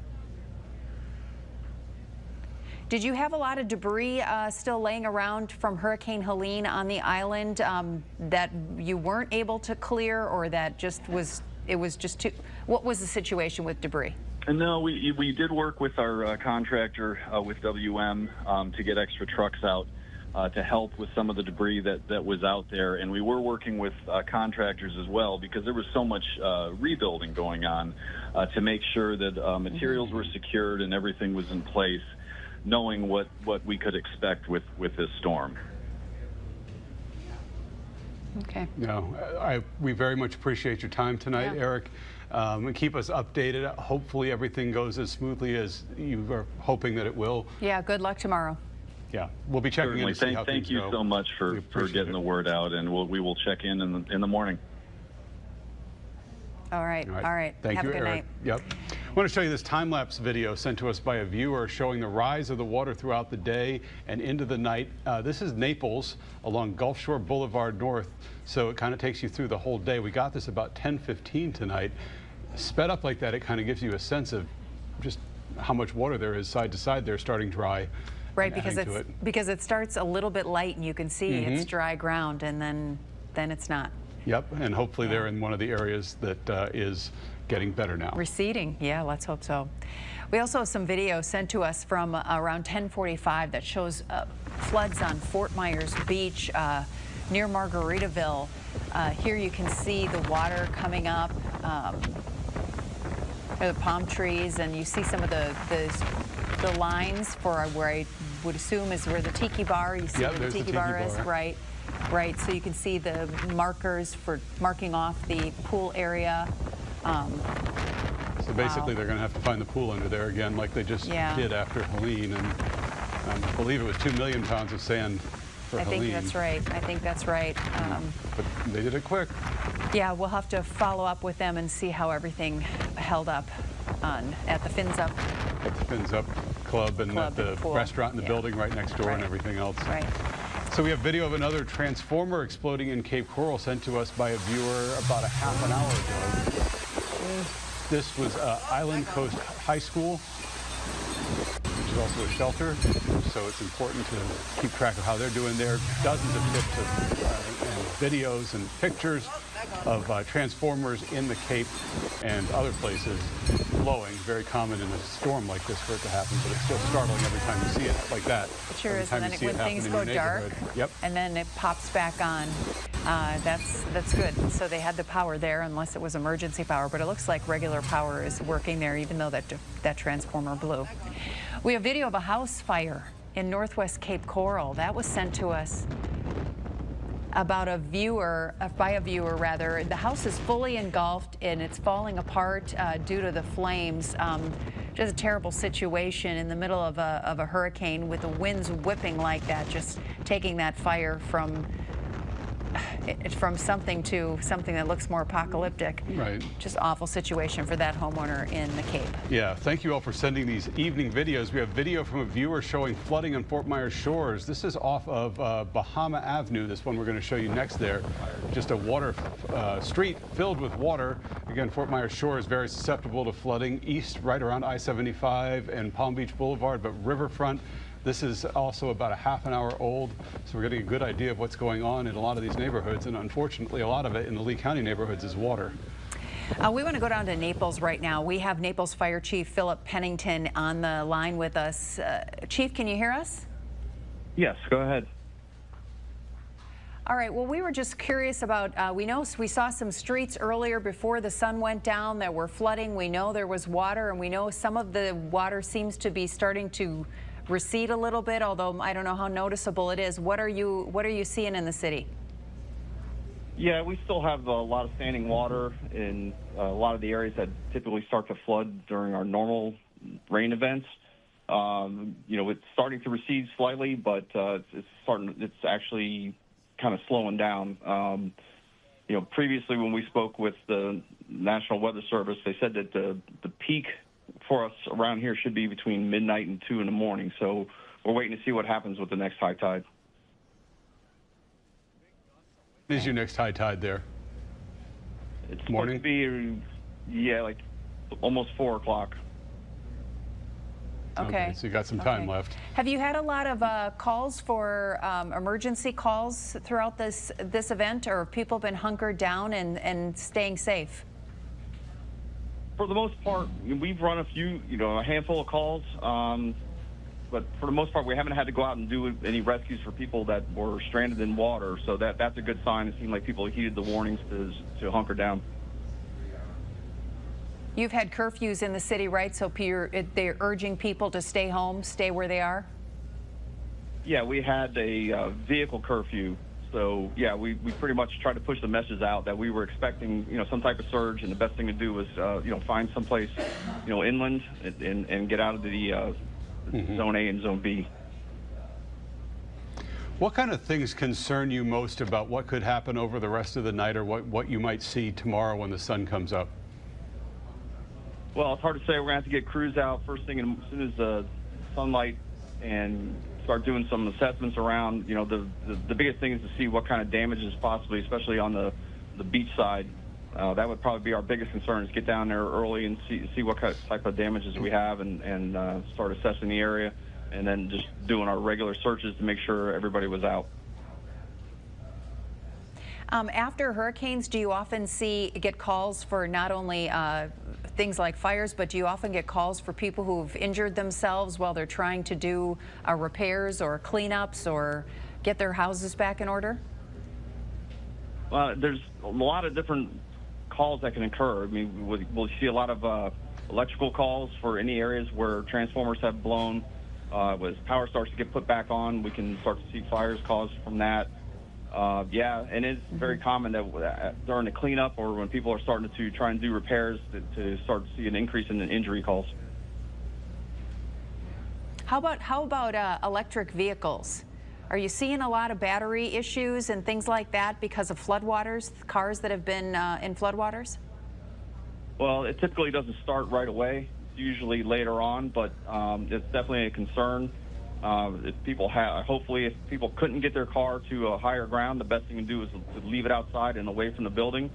There's been fires, and typically they can happen days after the actual flooding, so it's something to keep an eye on. And I would caution everybody, it's not just the vehicles, thinking of just cars, but also like the personal mobility, like scooters and things like that. Those, if they're exposed to the salt water, it's definitely a concern.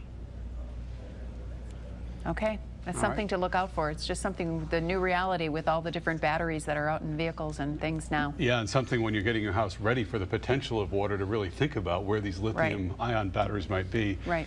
Chief, thank you so much for taking the time to talk with us tonight. I know you're busy. Yep, thank you. All right, have a good night. We have some video we want to show you right now. We're starting to see the effects of this storm up where it really made landfall in the Tampa area as well, just north of that. This is on Facebook. the roof of Tropicana Field blew off. Yeah, look at everything waving in the wind there. We're seeing it with you at the same time, and for those of you who are on radio, it just looks like a bunch of flags flopping in the wind because the roof tore and the winds are still blowing, so it's just blowing and flapping in the wind right now. Yeah, it's our first idea of some of what the folks to the north of us are doing. I'm sure daylight will help us understand better. Sarasota, Siesta Key, where it made landfall, and then the Tampa area, because there's still, even though they were on the north side, there's still a lot of concern about the amount of water that Tampa Bay itself would get in St. Petersburg and Clearwater. Right, and of course they're still seeing heavy wind gusts and, you know, obviously as evidenced by what the damage that was done to Tropicana Field tonight. Let's go to Chief Meteorologist Matt Devitt, who is standing by. And Matt, I'm sure you're not surprised to see damage like that in an area that is facing, you know, hurricane gusts. Yeah, they had an extreme wind warning that was in effect. Normally, you only issue that when you have the absolute strongest winds in the core of a major hurricane. We had that with Ian, and we had that with Irma, and now Tampa Bay got it with that storm. And obviously, Tropicana Field, you hit the top, the winds increase compared to at the surface, so they felt quite a bit of the force of Milton as it pushed on shore. Here's a look at our current water levels, and I do have an observation to pass along. I was getting so excited to see Naples going down. The rate of decrease did kind of slow a bit. So what we're looking at here, these are the current water levels. And we gauge this with the amount of water. I had a question about this. This is the amount of water in feet above the usual high tide. We use that oftentimes as an inundation level. And you can see that we are experiencing our highest level in Fort Myers, Naples, and we're steady in Naples. Technically, we peaked to 5.1. Now we're at 4.5, and then the Mayaca River rising as well. So what we're looking at here, these are the NOAA tide sensors. So this is Fort Myers. The blue line is the astronomical high tide and low tide. So basically, if we didn't have a hurricane, we would be closer to that line. But you see that we're going up. And that started just after lunchtime. And since then, we have continued to go up. And I haven't seen much improvement, at least so far, in Fort Myers. We are still going up. So the surge level is the difference between, you see that prediction number? It's minus 0.4. And then the observed, which the water level is 4.9. So right now the surge in downtown Fort Myers is between 5 and 5.5 feet. The water level, 4.9, really that's the more important number, not so much the surge, you know, because you can have surge at low tide, but when you have that factored into also high tide, that's where the inundation number really becomes important. Now, if you look at the bottom hand portion of your screen, you see the blue dot embedded within the line. That's where we're at. And you see as we go in time, we start to approach high tide. So we're not at high tide yet. We should eventually start to see us hit high tide. And if you missed this earlier, on the left-hand portion of your screen, our high tide in Fort Myers is at 8 a.m. Now, we're not going to hit our peak at 8 a.m. What I expect to happen is that as Milton goes away and also weakens, we will start to feel less and less of the wind from Milton. Wind is what's pushing up the surge.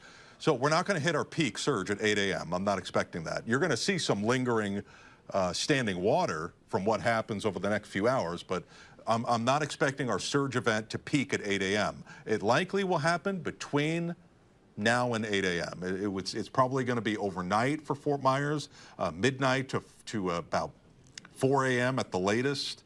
So it's going to be for the next few hours. That's when we peak. Let me show you now Naples sensor. So we showed Fort Myers, and then look at Naples. This is with the tide gauge from Naples Bay. So you can see how it rapidly went up, and then it lowered, and then that's where, you know, we were all getting excited, and then since then it's leveled.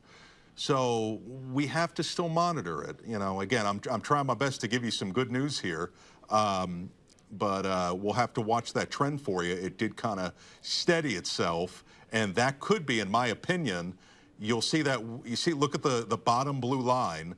That's us trying to approach high tide in Naples, that higher high tide. It's going to be that peak. So it could be that as maybe the surge was trying to let go a little bit, we're also approaching the high tide. So they may be trying to fight against one another, for lack of a better expression. Maybe that's why it's stabilized. But these water levels have been pretty significant. Here's a historical level, and I got to bump this up. Fort Myers is right now at 4.9. So we were at 4.8, now we're at 4.9.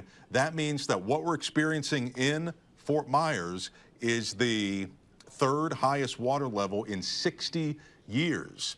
And it's amazing. You look at this list, a lot of them have been in the past, 2 years with Ian, Helene, Milton. There's Debbie, number 7 on the list. And Naples, with that 5.1 water level, that's their second highest in 60 years, with Ian being at the top, and then the sensor got washed away. A lot of questions about water levels across the area. And, folks, unfortunately, it's a work in progress with NOAA. We don't have tide gauges in every single part of Southwest Florida. I did write to NOAA to try to get us more sensors after Helene, and I think they got extra motivation with this storm, so I'll keep you posted on that progress. So I've had a lot of questions, what's the surge in South Gulf Cove? What's the surge here? And I don't know. We don't have a sensor there. I'm going to do my very best. And what you're looking at, these are the tide sensors that I physically can look at. And with these gauges, like Fort Myers and North Fort Myers are going to be very similar to downtown Fort Myers. But we are rising on Sanibel, St. James City, the Imperial River. All these spots are still rising. And we're steady in Naples. You saw that observation.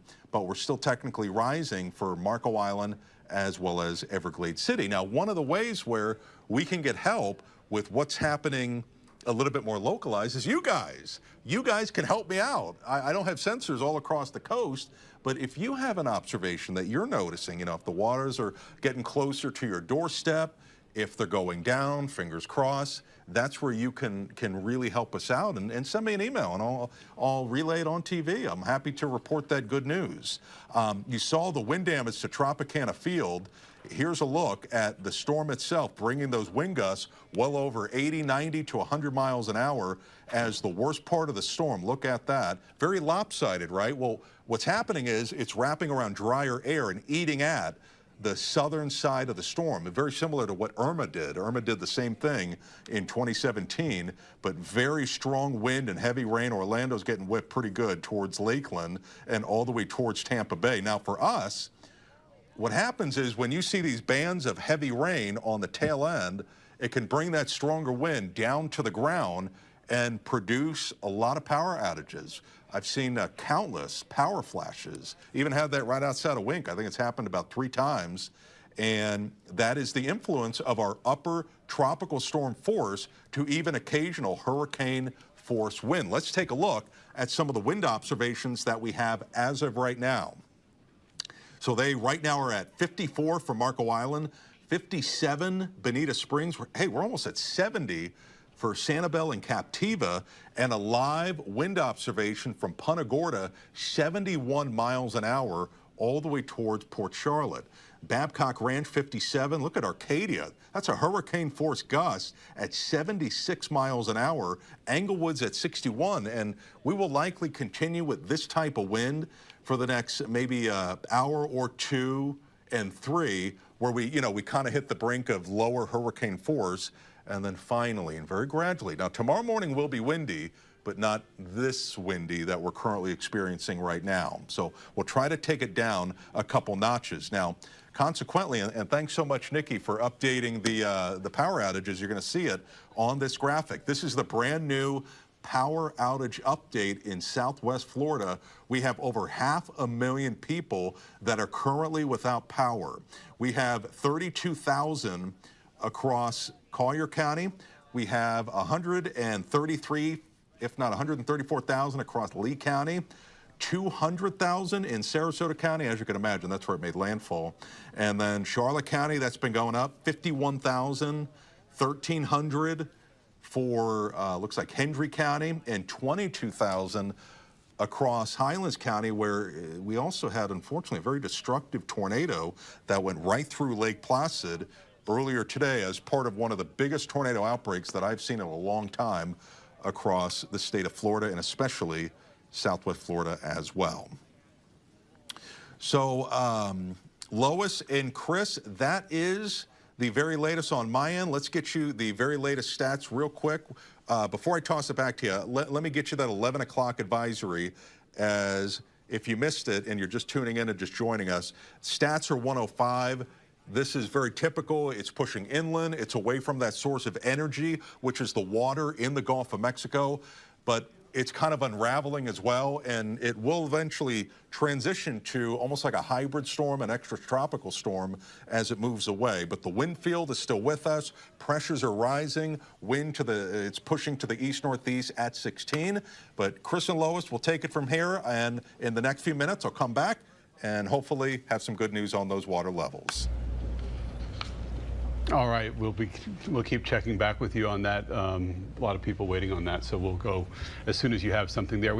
Another issue for a lot of people right now is they don't have power. That's right, and they're wondering how long it's going to take to repair it. We know as long as the storm is going on, the power crews can't go out there. But let's get an update right now with Sarah Gatewood. She is with FPL. Sarah, can you hear us? I can. How are you? Good. How are you tonight? We are okay.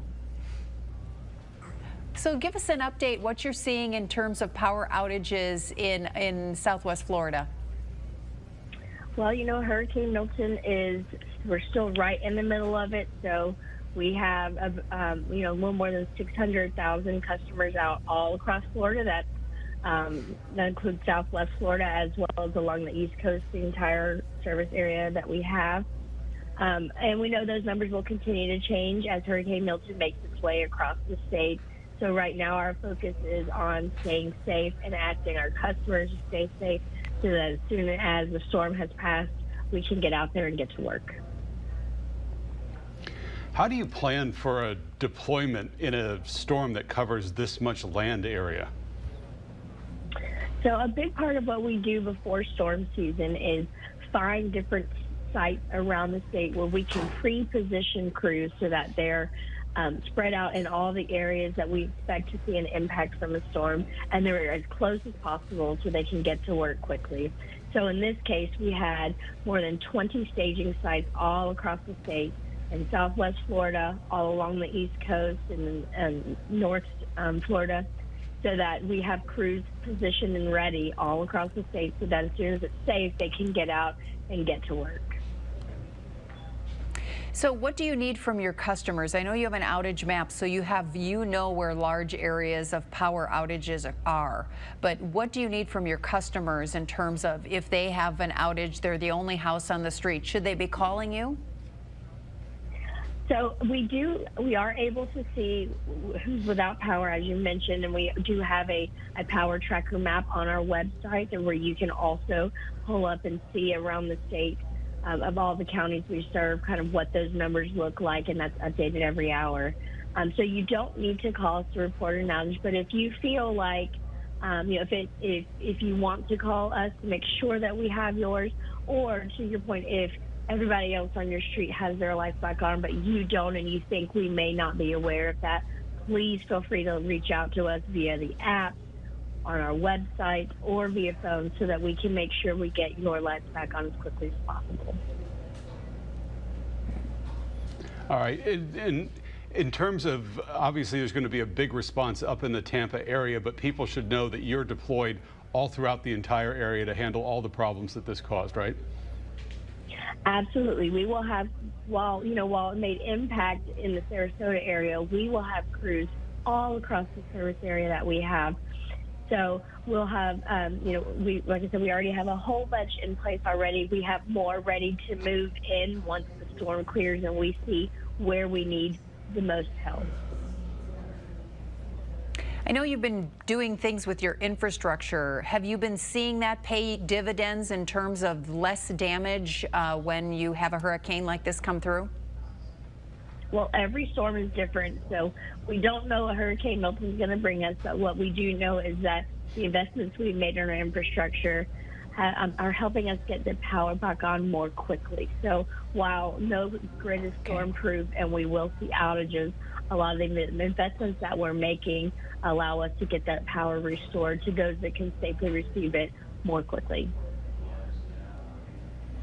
All right. Sarah Gatewood from FPL, thank you so much for your time tonight. Thank you. Everybody stay safe. Yes, you as well. We want to take you to the pink shell right now on Fort Myers Beach.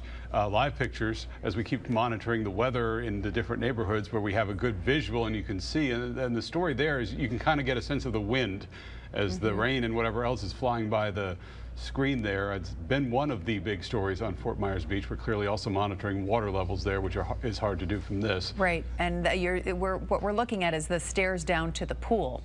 Yeah. But it's just too dark to make out how much water is on that area right now, or how much. There's a lot of beach there, a lot of beach, but we know the surge is coming up quite high on Estero Island. Yep, so we'll keep checking in everywhere we can.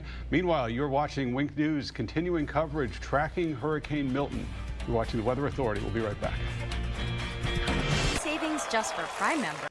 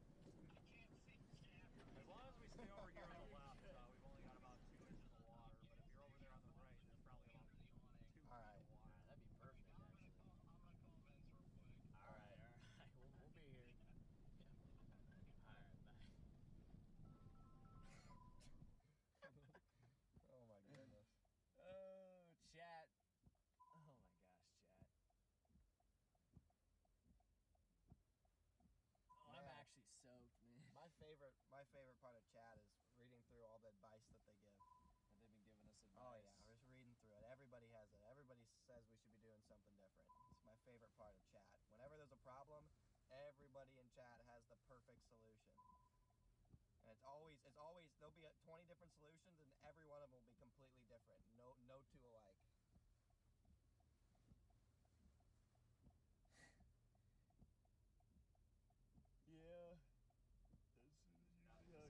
Yeah. My favorite ones are when we're in the water and they're like, get to higher ground. Thank you guys. That's a real help. Yeah, let me just climb on top of the rav and I'm just kidding, Chad. I love you guys, Chad. I'm just giving you a hard time. I'm actually now the adrenaline dump is really Chad, I love you guys. I'm just giving you guys a hard time. Oh no, dude, how is there liquid grown in size. What we're looking at on this graphic is the tropical storm force wind, which we definitely have felt in Southwest Florida, and even at times getting brushed with hurricane force gusts in Southwest Florida. We have hit in the 60s, the 70s, and even the 80s for those highest wind gusts. And you can see that bulb of red. That is the lingering hurricane force wind field, which is right now even clipping areas of DeSoto County. I do have an update in Naples. So that is the wind field. Let's talk water levels. And to do that, I'm going to punch up this graphic here real quick, and I'll relay the water levels as they're coming in. So Naples, after that quick steady, we have gone down once again. So Naples right now is at 4.1, actually dropping pretty quickly. So Naples has dropped about 1/4 to 1/2 of a foot in just a half hour. So we're going in the right direction. Fort Myers, we're not. We have a 5.1.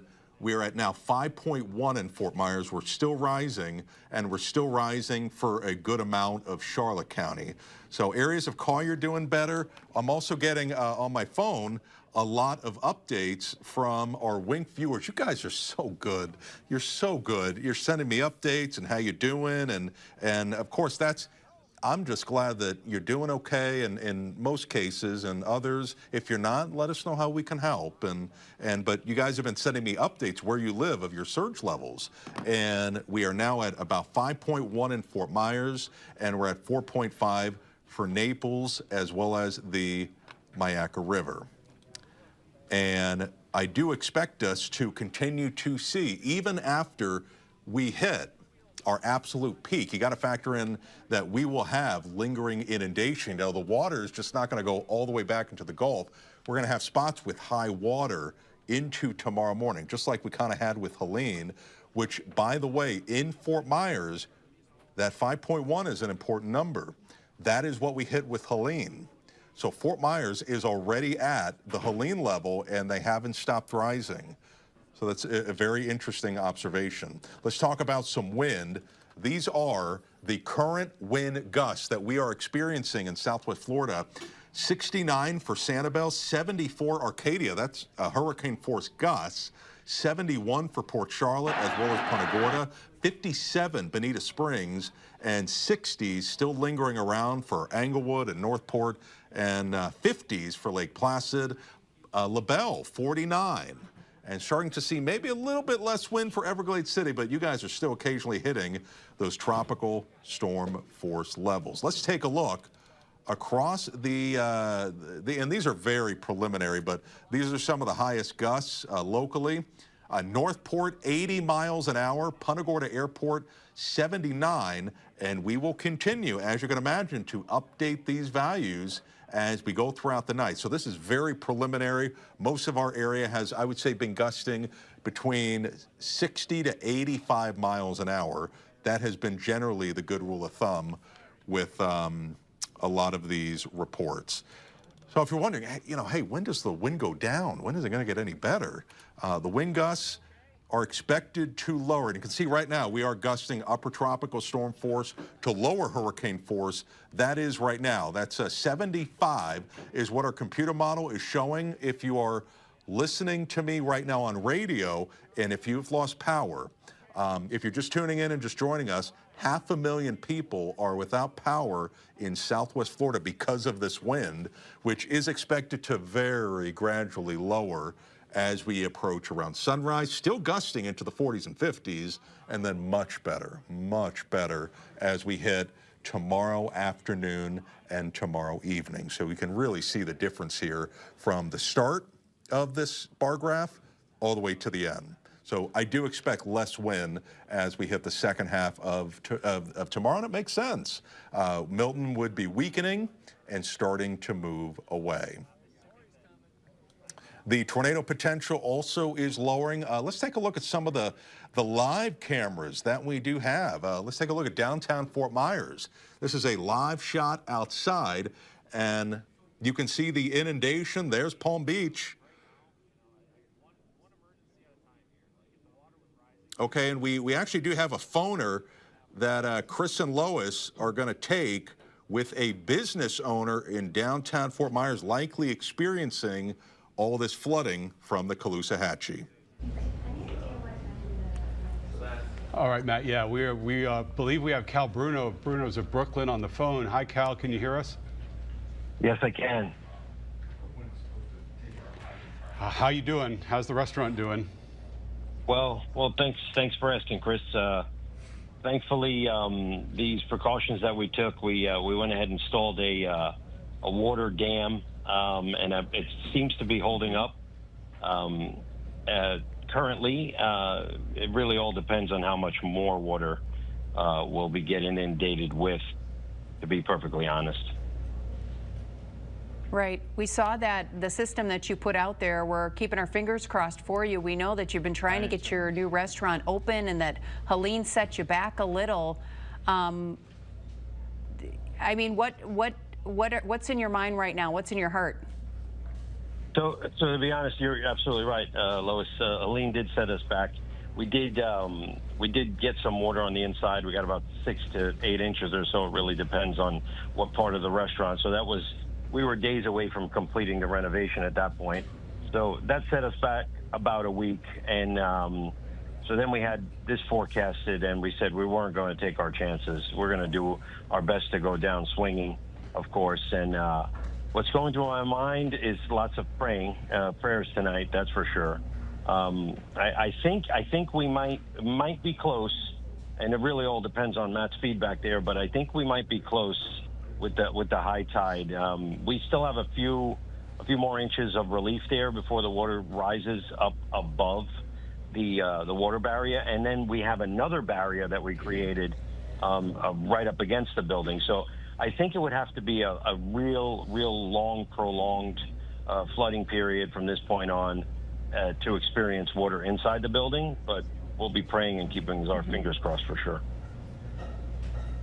I mean, your longtime customers know you in your other location. How does your other location do in these flooding events? 2nd Street is literally 3 feet above where my building sits on 1st Street. So I have never had any issues on 2nd Street. It's amazing. It's only 2 blocks away, but the incline is incredible. So we didn't have any issues with Ian. Obviously, we had plenty of issues on 1st Street. We bought that building 9 days before Ian. I don't know if anybody knew that, but we closed on that building 9 days before Ian, and then we got about 3 to, depends on what report you listen to, but there was a lot of water. It was over 3 feet of water inside the building there. That wasn't the end of the world because we anticipated renovating the building regardless. But this would be catastrophic. But as far as 2nd Street's concerned, no, we very rarely get any water issues over there at all. We're well above the 1st Street elevation over on 2nd. Crazy, man. And Cal, right now we're just showing this new barrier, this double barrier that you set up at your building there, and explain. It's like a water tube, so you're actually fighting water with water. Is that correct? That's exactly. I'm going to coin that, Lois. Yes, we absolutely are. We're fighting water with water. It's essentially a plastic tubing, and you fill the tubing with water, and it creates a barrier between obviously the sidewalk and the top of the barrier, so of the actual tubing, and it's strapped down so it's secure, and it creates a vapor barrier between whatever hard surface you're sitting on and the tubing itself. So it's watertight. It keeps a lot of water out. The only way it would fail is if it would actually go over the top of it. Right. Well, we certainly hope the best for you. How does this make you feel about this doing business downtown? Do you feel like this is always going to be a threat? So, looking at the statistics, I mean, this isn't a common occurrence. I mean, it might be if you look over the last 24 months or so, but we keep on talking about 60 plus years, and the building had never had any water intrusion in all of its years. I mean, I think in the 50s, I read somewhere that the building might have had some type of roof intrusion with the water leak there, but the building itself was watertight. This is literally the only time it's happened. So it's not comforting, to be honest with you. So you start to look for things outside the box like we did here today in order to conduct business. We can't just remodel the building every couple of months. Doesn't make any sense. Absolutely not. And I know, Cal, you're very fond of old buildings and preserving history, and you love architecture, right? So you want to make this building a beautiful building again so it can be your restaurant, and we wish that for you too. Well, I appreciate that, Lois. Thank you so much. Thank you for taking the time to talk to us tonight, and good luck. Let us know. We'll be following up tomorrow for sure to see how you did. Yeah. Thank you. All right, Thank Kel. you. Good to be with you and be safe. Yep, Thanks, you too. Best to your family, too. Okay. Now, we have an update. If you were watching us a couple of hours ago, we were talking with a guy named William in Island Park, William who Rogers, was just at the end of his rope because his house was flooding for the third time. Ian, Helene, and he was trying to pump the water out. Right. And he even got a little bit of electric current when he walked outside of the house in the water. Just awful. I was there with his wife and his dog at the very least. Right. So at the end of our conversation, we had kind of convinced him, we had hoped to call for help. Right. We have learned that he has been helped. Fire department came and rescued him. Task Force 6, San Carlos Park Fire, came and rescued him. So a happy ending to that story. I believe, do we have the chief on the phone? Not yet. We're still working on that. We're still working to talk to the fire chief, but yeah, that will be an interesting conversation. We're so glad that he's okay and his wife and his dog are okay. I'm sure that he's still heartbroken because he's worked so hard to try to save that house. And we were showing some video of him walking through the water there, just awful. You know, there's so many people there's that have, the interior of so his many house. people that understand exactly what he's feeling right now and have, you know, done it once, twice, or now 3 times. Yeah. So, all right, we're going to check in with Chief Meteorologist Matt Devitt now, because the big question of the night is, when will this water go down for everybody, not just in Naples? Exactly right. And also for Charlotte County, especially considering how much surge we had with Helene in Charlotte County. I want to read off an email. We have a Dr. Whitman who just sent me a text or in an email. And he says, Hilar Harbor maintains a water stage gauge at Punta Gorda Isles, but we don't have a transmitter, so you can't get a number of it. But he said, I looked at 4 stage levels around Charlotte Harbor, and they look like they might be peaking, keyword might. 3 of the 4 were trying to turn down. And he says, I worked for the USGS for 25 years as a researcher, so we'll have to see. That would be fantastic. The problem is, in downtown Fort Myers, we're still going up. And this is a brand new update. We just have it in 5.1 in Fort Myers. That is the exact same level as Helene. What was that, just 2-3 weeks ago? So we are at 5.1. So if you had downtown Fort Myers flooding from Helene, you're flooding now. And it is the exact same. Naples has been actually declining. So Naples is at 4.1. So Naples is going down. Excellent trend. And then we just read that one email, and then the Mayaca River potentially might be slowing down. So we're getting there. So hang on tight. We got a few more hours, and then we will start to get these water levels going down, and then we'll clean up. Let me show you a live shot from Sanibel. And the water is still, you can especially see it on the right-hand portion of your screen, the reflection of the businesses along the water. You can see the ripples and essentially that the water flow is still in progress for Periwinkle and Casabel East, and that water continues to move in. And then for Punta Gorda, Fisherman's Village, look at all that water that has worked its way through. We have gotten reports of flooding in Punta Gorda, flooding in Port Charlotte, and that's to be expected considering all this water that has worked its way through. And then let's get you another update. And a lot of emails. Boy, thank you so much, guys, for the... first off, I love hearing from you, but I'm getting some updates here that... viewer Doug is saying that the tide is receding on Marco Island, and those reports are always very helpful. Our wind reports right now still averaging between about 50 to 75 miles an hour, depending on your location, and that's why we have the power outages that we do. As the plan is that as this storm starts to move away, it's going to take this wind field with it. So we got to wait until Milton works its way towards the East Coast to finally start to see some relief from this wind. Now, Orlando and all the way towards, let's say, Winter Haven, Lakeland. I mean, they're seeing every bit of this wind. It is kicking and it is up. I would like to show you that. Some of the velocities right now, some of the wind that is being analyzed, and you'll see this around Orlando, Kissimmee. They got power outages in the tens of thousands. And right now, aloft in the storm, between 70 and 90, and some of that is working its way down towards the ground. So this is definitely not just a Southwest Florida thing. Let's take a look at the water levels. This was updated about maybe 15, 20 minutes ago, some of the water levels. And we'll take you now into Lee County. We will be updating these as they come in. And then for our final stop into Collier County, again, we'll update this. I can tell you that Naples is actually starting to go down. So Naples has been going down. Okay, and you know, we had so many tornadoes earlier that I would like to give you an update on the fact that our tornado potential, thankfully, is going to continue to go down. So we're going in the right direction there.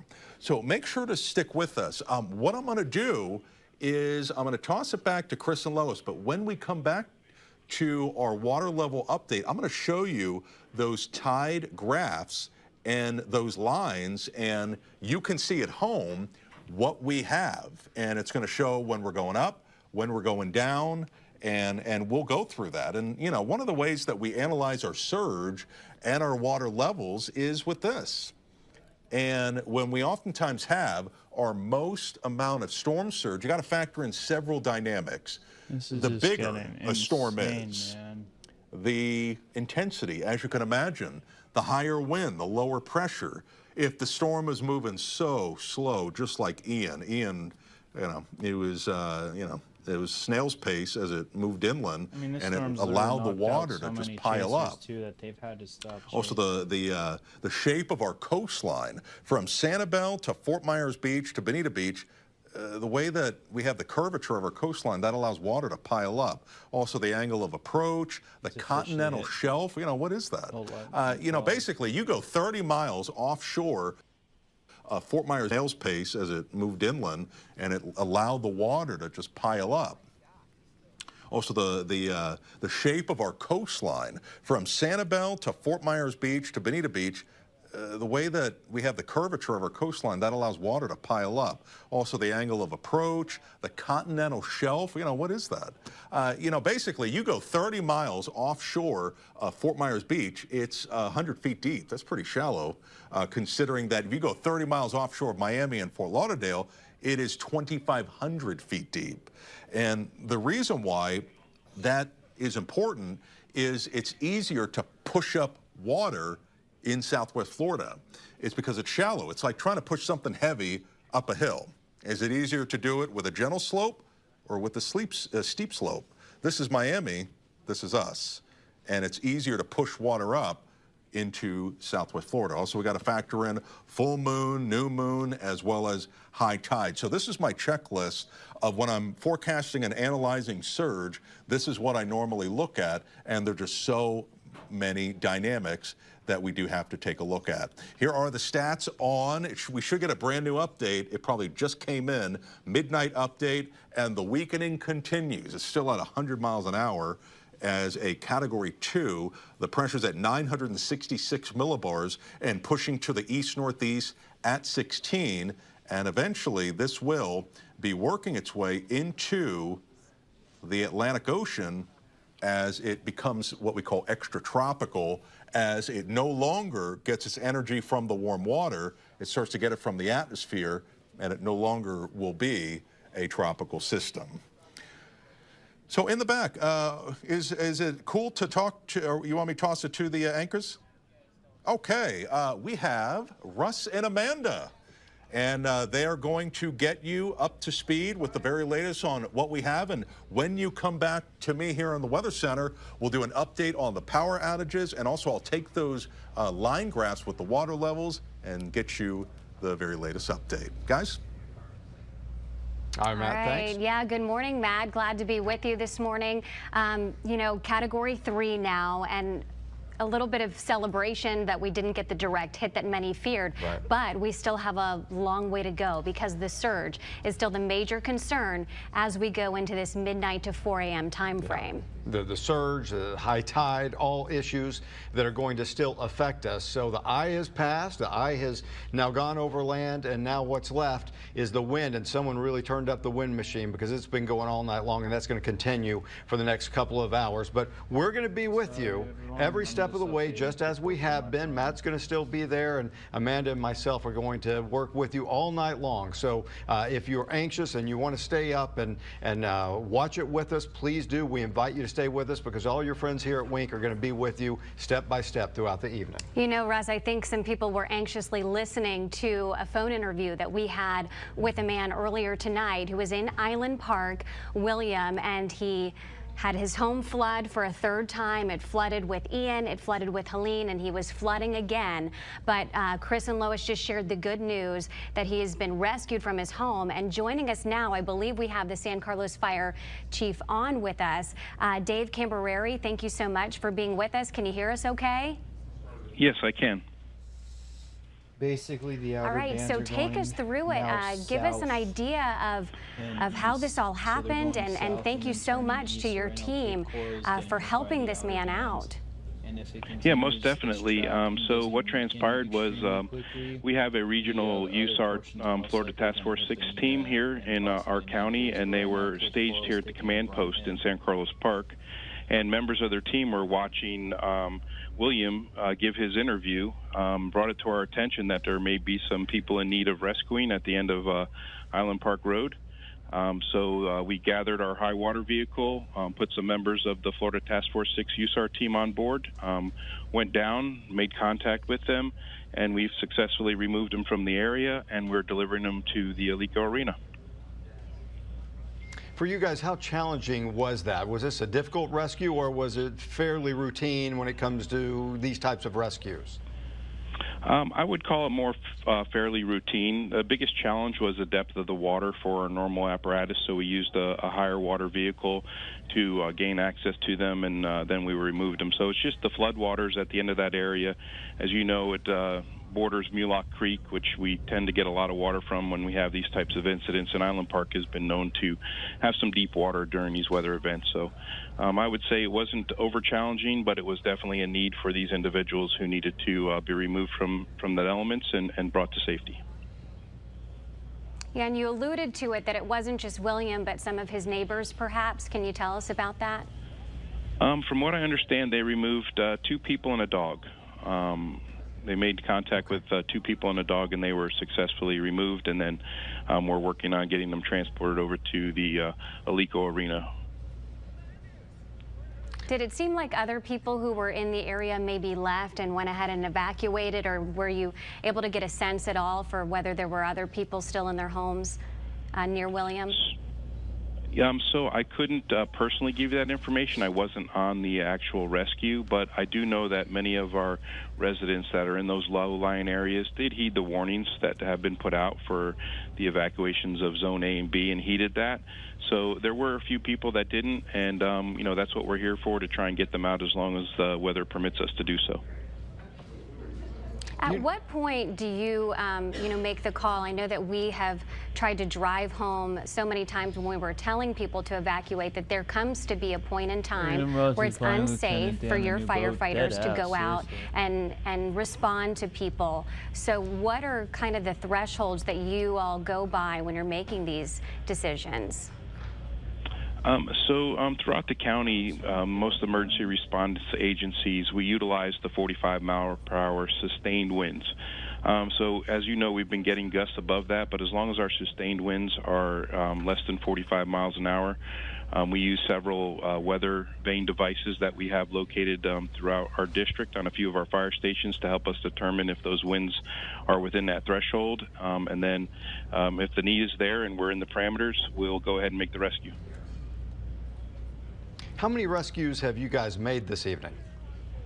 This is our first one. We've been on a few medical calls, as you can imagine, some power line down, but this is the first one that actually was a rescue of individuals. All right, also, when it comes to these type of rescues, when you get out there, what are you seeing on the streets? How high is the water around there? Is it still rising? What have you seen so far? It's still rising. Island Park Road towards the far end of it is deep enough that you need a high water vehicle. So it's probably around 18 inches or so at the back end. So something that you wouldn't want to take a normal vehicle through. And it is continuing to rise, and we anticipate it to rise a little bit more as the tides and the winds continue to push. If people do need to be rescued, is there a non-emergency number that they could call, some way that they could get in touch with you? I believe they have a 211 call-in center that we could put them in queue, and as long as the weather's available, there's there. But again, if it's an emergent nature, they could always call 911. Video ever? And I know you weren't out there on this, but do you know what their reaction was? Were they pretty relieved that you guys were able to show up? Yes, very relieved. As you can imagine, anybody who's sitting in an area that has no ability to self-extricate and then have someone come help you get out and give you that sense of now being in a dry place where you have some protection from the elements, you would be relieved. So I believe they were happy to have that ride, and we're glad to provide it.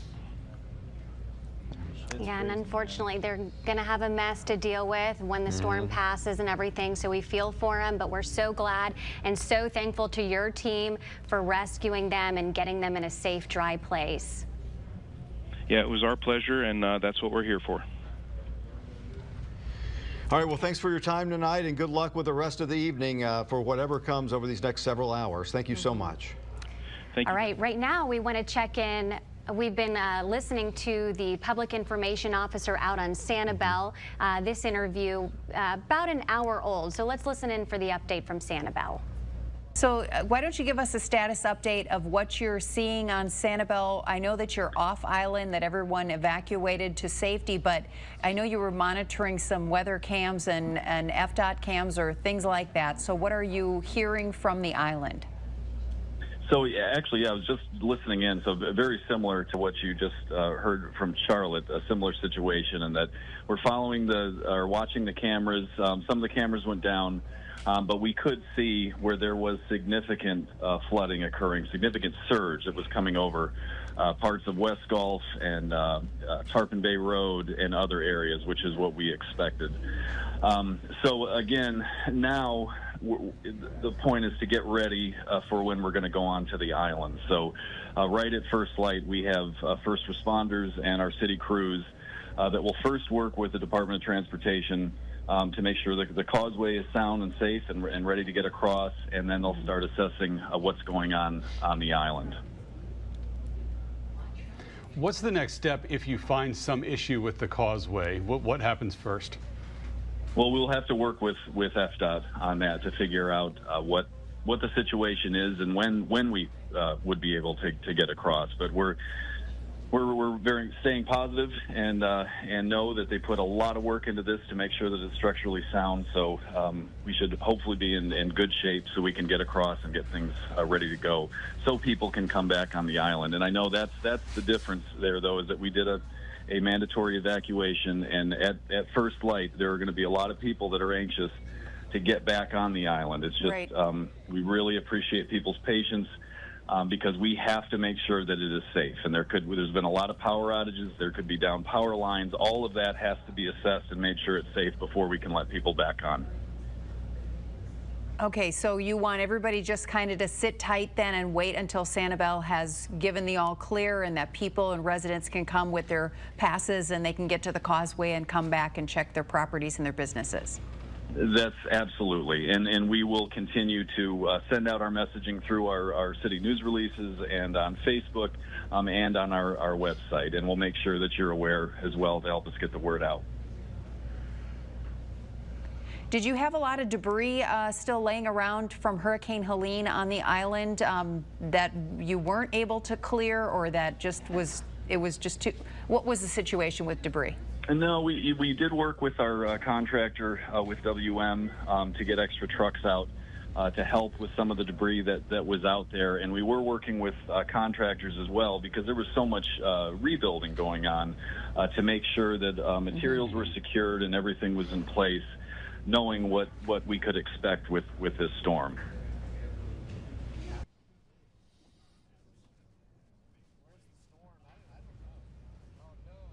So that was the public information officer for Sanibel. And of course, you know, following Ian, that was kind of the iconic image of where people just couldn't believe what had happened to the causeway, where it had been really just ripped into shreds. Washed away and watching it crumble there. But you had an interview shortly before Helene, actually, where they were talking about, you know, these storms that were headed our way wouldn't necessarily set us way back as far as the work that they had done on the causeway. Yeah, so many boulders have been put into place and pilings to help support it and make sure that it's going to withstand any storms that come. And of course, so then we had Helene and now we have Milton, and so we'll see tomorrow morning exactly how it fared. But they were thinking that they were far enough along. In fact, I think the federal portion of it should be done by the end of this year. They'll just have a couple more months to go, and then the state portion kind of kicks in at that point. So there's still work to be done, and they're going to be working on it for some time, but they feel really good about how secure it is. We'll see it first daylight. Yeah, definitely. Fingers crossed for that. And since we checked in with first responders and public information on Sanibel, let's listen in to part of an interview with Chief Philip Pennington with the Naples Fire Department from a little while ago. All right, well, we were just curious about, we saw some streets earlier before the sun went down that were flooding. We know there was water, and we know some of the water seems to be starting to recede a little bit, although I don't know how noticeable it is. What are you seeing in the city? Yeah, we still have a lot of standing water in a lot of the areas that typically start to flood during our normal rain events. You know, it's starting to recede slightly, but it's actually kind of slowing down. You know, previously when we spoke with the National Weather Service, they said that the peak for us around here should be between midnight and 2 in the morning. So we're waiting to see what happens with the next high tide. When is your next high tide there? It's supposed to be, yeah, like almost 4 o'clock. Okay. So you got some time left. Have you had a lot of calls for emergency calls throughout this event, or have people been hunkered down and staying safe? For the most part, we've run a handful of calls, but for the most part, we haven't had to go out and do any rescues for people that were stranded in water. So that's a good sign. It seemed like people heeded the warnings to hunker down. You've had curfews in the city, right? So they're urging people to stay home, stay where they are? Yeah, we had a vehicle curfew. So, yeah, we pretty much tried to push the message out that we were expecting, some type of surge, and the best thing to do was, find someplace, inland and get out of the Zone A and Zone B. What kind of things concern you most about what could happen over the rest of the night, or what you might see tomorrow when the sun comes up? Well, it's hard to say. We're going to have to get crews out first thing as soon as the sunlight and start doing some assessments around. The biggest thing is to see what kind of damage is possibly, especially on the beach side. That would probably be our biggest concern, is get down there early and see what type of damages we have and start assessing the area, and then just doing our regular searches to make sure everybody was out. After hurricanes, do you often get calls for not only things like fires, but do you often get calls for people who've injured themselves while they're trying to do repairs or cleanups or get their houses back in order? Well, there's a lot of different calls that can occur. I mean, we'll see a lot of electrical calls for any areas where transformers have blown. As power starts to get put back on, we can start to see fires caused from that. Yeah, and it's very common that during the cleanup or when people are starting to try and do repairs to start to see an increase in the injury calls. How about electric vehicles? Are you seeing a lot of battery issues and things like that because of floodwaters, cars that have been in floodwaters? Well, it typically doesn't start right away. It's usually later on, but it's definitely a concern. Hopefully, if people couldn't get their car to a higher ground, the best thing to do is to leave it outside and away from the building. There's been fires, and typically they can happen days after the actual flooding. So it's something to keep an eye on. And I would caution everybody, it's not just the vehicles, thinking of just cars, but also like the personal mobility, like scooters and things like that. Those, if they're exposed to the salt water, it's definitely a concern. Yeah, a lot of good information there, a lot of great tips as well, because, yeah, it's not just cars. It can be golf carts, as you mentioned. Immediately come to mind. Yeah, and some of those kinds of things. Those lithium-ion batteries in salt water, if they're submerged in it for any substantial length of time, it could be real problematic. Yeah, I was talking about the transformers blowing, getting several reports out of Cape Coral as well as North Fort Myers where people are seeing those flashes and seeing those transformers blow. And we still, again, are concerned about the water because we have several hours before high tide in most areas. So right now we want to go ahead and check back in with our Chief Meteorologist, Matt Devitt. Matt? Okay, guys, we are continuing to monitor the water levels. What we're looking at here, you can see how quickly the water levels went up. This is going to be a time lapse, and it is going to play on your screen right about now. And this is a time lapse showing the water levels go up, and live right now, we are seeing, this is, by the way, at Wink, downtown Fort Myers. That's why I'm not on a green screen right now, but I'm properly lofted and high enough away.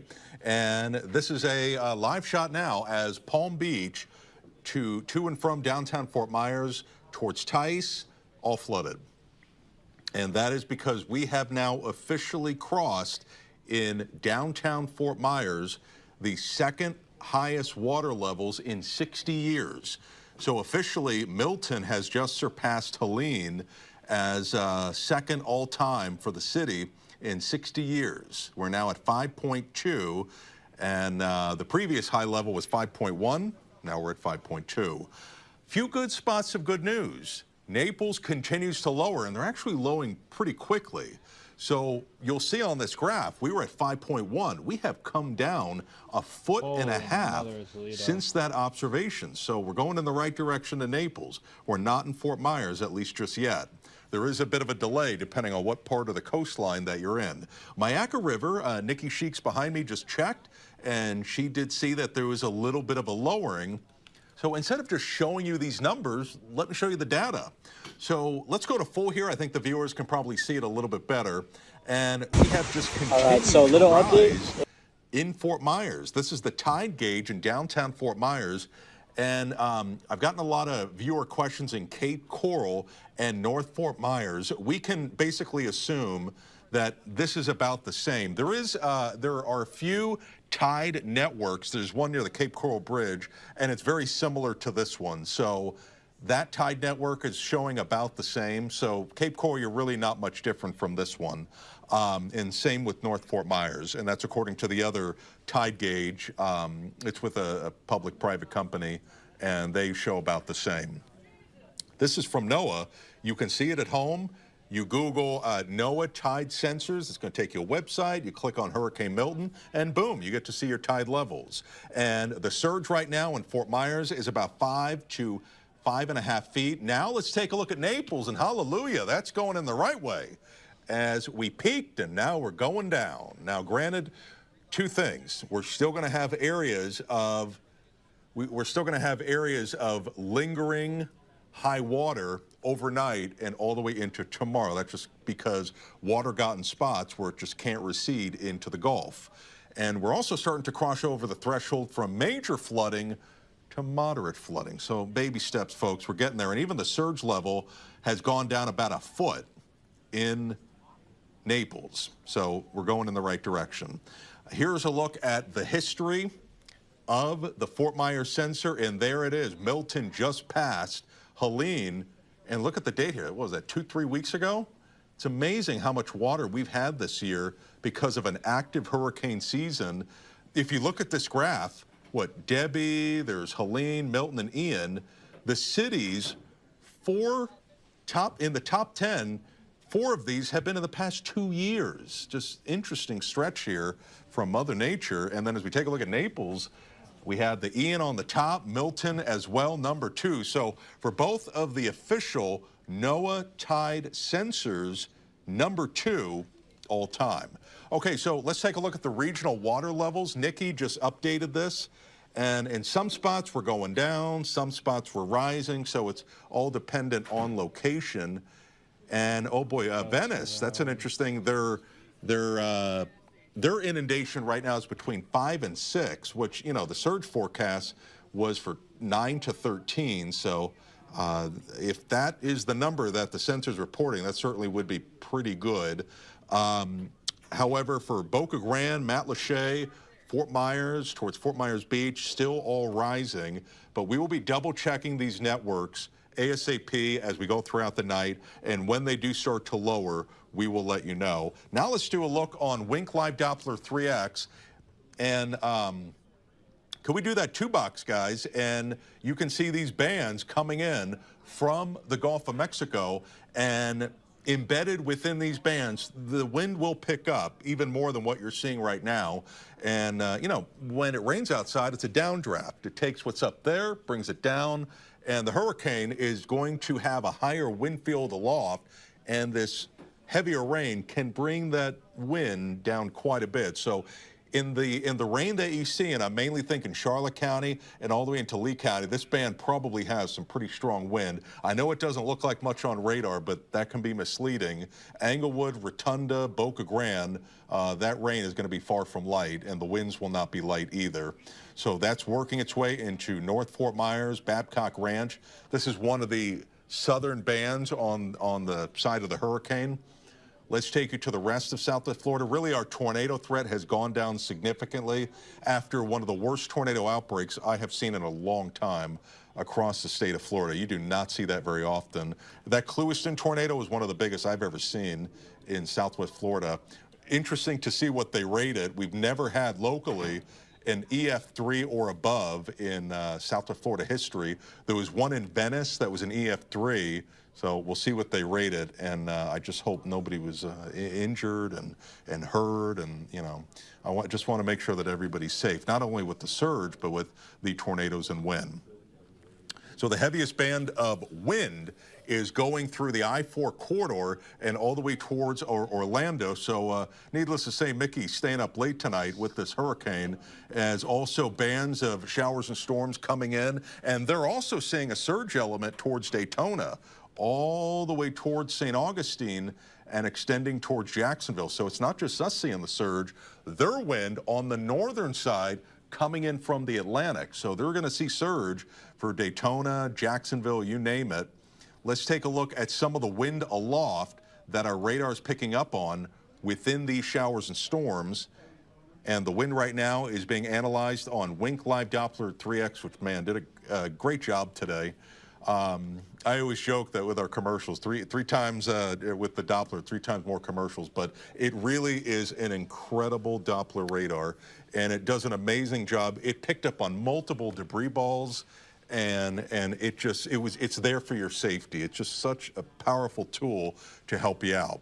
The wind speeds right now aloft within the band of rain between about 70 and 85 miles an hour. So some of that, or most of it, can work its way down to the ground. So that's the possibility within some of these bands on the southern side of this storm in areas of Lee as well as Charlotte County. We also have another one. Let's switch over to the combined radar. I'll do that real quick for you. Here's, by the way, the track of where the storm came from and where it will continue to go. And it's probably going to go right over Cape Canaveral. So that should be interesting how that goes. They're already seeing bands of heavy rain and gusty wind. But as we switch gears and take a look, we'll get rid of the track. Let's zoom back in with those bands of heavy rain for Charlotte County as well as Lee County. Zooming on in, Babcock Ranch, the rainfall likely picking up, Boca Grande. And then as we take a look at some of the wind observations that we have right now in Southwest Florida, these are the gusts that have been averaging between, I would say, largely 50 to 70 miles an hour. That's what we're experiencing right now. It is down a little bit. It's down a little bit. But still, you're likely hearing objects outside kind of getting thrown around, maybe the wind howling, transformers blowing. That's very typical at this stage of a hurricane. We avoided the worst part. The strongest wind was on the northern side of Milton and the northern eye wall. It ripped up the top of Tropicana Field where the Rays play in St. Pete, testament to some of the wind. We also have updated our power outages. Let's get you that map. I'm going to pop it up right now. Last check, we were at about 500,000, and there we go, 500,000, as we're at 250,000 for Sarasota County. We're at about 6,500 for DeSoto, 25,000 for Highlands County. They had that large tornado that moved through earlier for Lake Placid. I have viewers that sent me damaged pictures. And then into Lee County, because of this wind, we're approaching now 200,000 people without power in Lee County. And we're at 52,000 without power in Collier County. Now, the linemen and women, they do such a great job, right? They got to go into the craziest environments sometimes. And I'll never forget during Irma, they went into swamp waters where the power lines went down. You know, God knows what in that water, pythons and gators, but they did that for us, and they worked so hard. So they're going to do their very best to help restore our power over the next day or two. And some spots it may take a little bit longer than that. The good news is, if there's some bit of good news, this storm is going to wrap around drier air. And let me just show you that in our forecast. And you know, it's after midnight, so I may have to adjust the 10-day. But let's take a look here. Okay, so what we're going to have happen is we will see drier air move in on the backside of Milton. It's the nature of having a tropical system and a hurricane this time of the year. If you were here for Wilma in 2005, major hurricane Collier County, after that it actually got kind of chilly because it was able to bring in a cold front and temperatures dropped, and we also saw lower humidity. So once we get through Milton, we pick up the pieces, we clean up, we are going to see some drier air start to move in. So guys, yes, we do have some questions. Feel free. Hey guys, whatever you guys are wondering, or even our viewers, hey, let me know. I'm here for you. Yeah. Absolutely, Matt. I appreciate that so much, because I'm hearing this from several people, because you showed that map where it was showing where the water was still rising in some areas, where it was receding, and people are saying, hey, we're still several hours away from high tide, so how much is the water going to go back up again as we head towards 4 a.m. when it's at its peak? So here's the best. That's a wonderful question. So here's the best way to think about it. Wind is a force. That is why we have the surge. And as Milton starts to move away, it's going to take that stronger wind with him. But also as it spends more time over the land, it's weakening. And that's also lowering the wind. So my point being is that even if your high tide is, let's say, at 6, 7, and 8 a.m., you're not going to peak at your water levels at 6, 7, and 8 a.m. because by that point, Milton's moving away.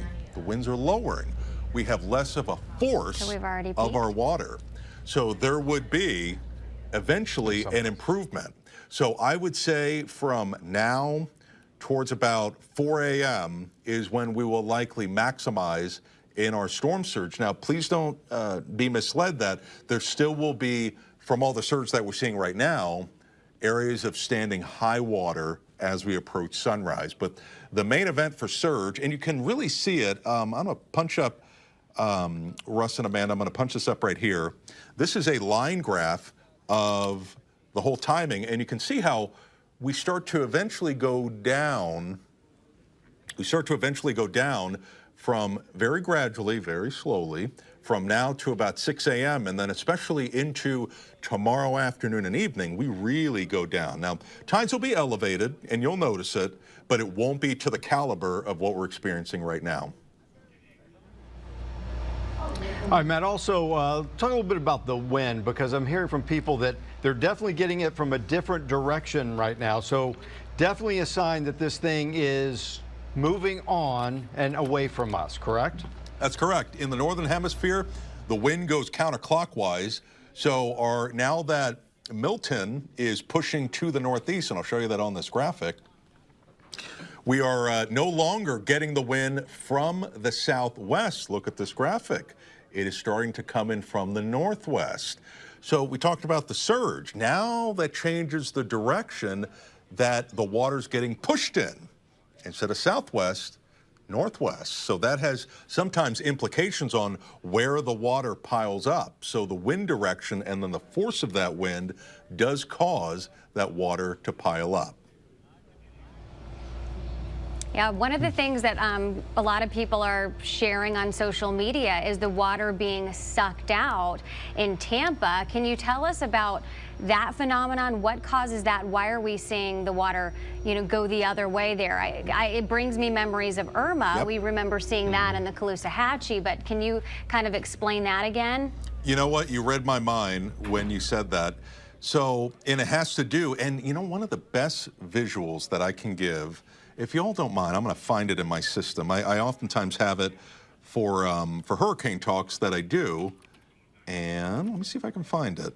It is, and it shows Hurricane Ian storm surge levels and how every single mile makes all the difference. I found it. So the graphic that we're looking at here, this was Ian's track in 2022. You will see south of the eye, just like Milton right now, wind is coming in from the Gulf. You can see that maximum surge from Hurricane Ian. It was for Sanibel, it was for Fort Myers Beach and Bonita Beach. But look at that. You go to Boca Grande and you go to Venice, you just go a little bit more up the coast, and it is a 10 to 12 foot difference in surge and water levels. Now, why is that? Your wind is coming in from the land, from a different direction because of the motion around the hurricane. So in Tampa Bay's case, their wind was not coming in from the Gulf. It was coming in from the land, basically from the direction of Lakeland. So it took all the water in Tampa Bay and pushed it out into the Gulf. So, in every type of situation with a hurricane, you're going to get something, whether it's wind or whether it's surge. But considering that most people lose their life from water, whether it's freshwater flooding or saltwater flooding, the lesser of the two evils is to be north of the eye in terms of the life-threatening storm surge. And that's why Tampa Bay, Amanda and Russ, had their water sucked out. Mm-hmm. One of the things that people are saying, how much longer before we're in the clear? What are you telling people right now? Yeah, happy to show you that with our future track model. And, I would say that by tomorrow morning after sunrise, we should really start to see an improvement.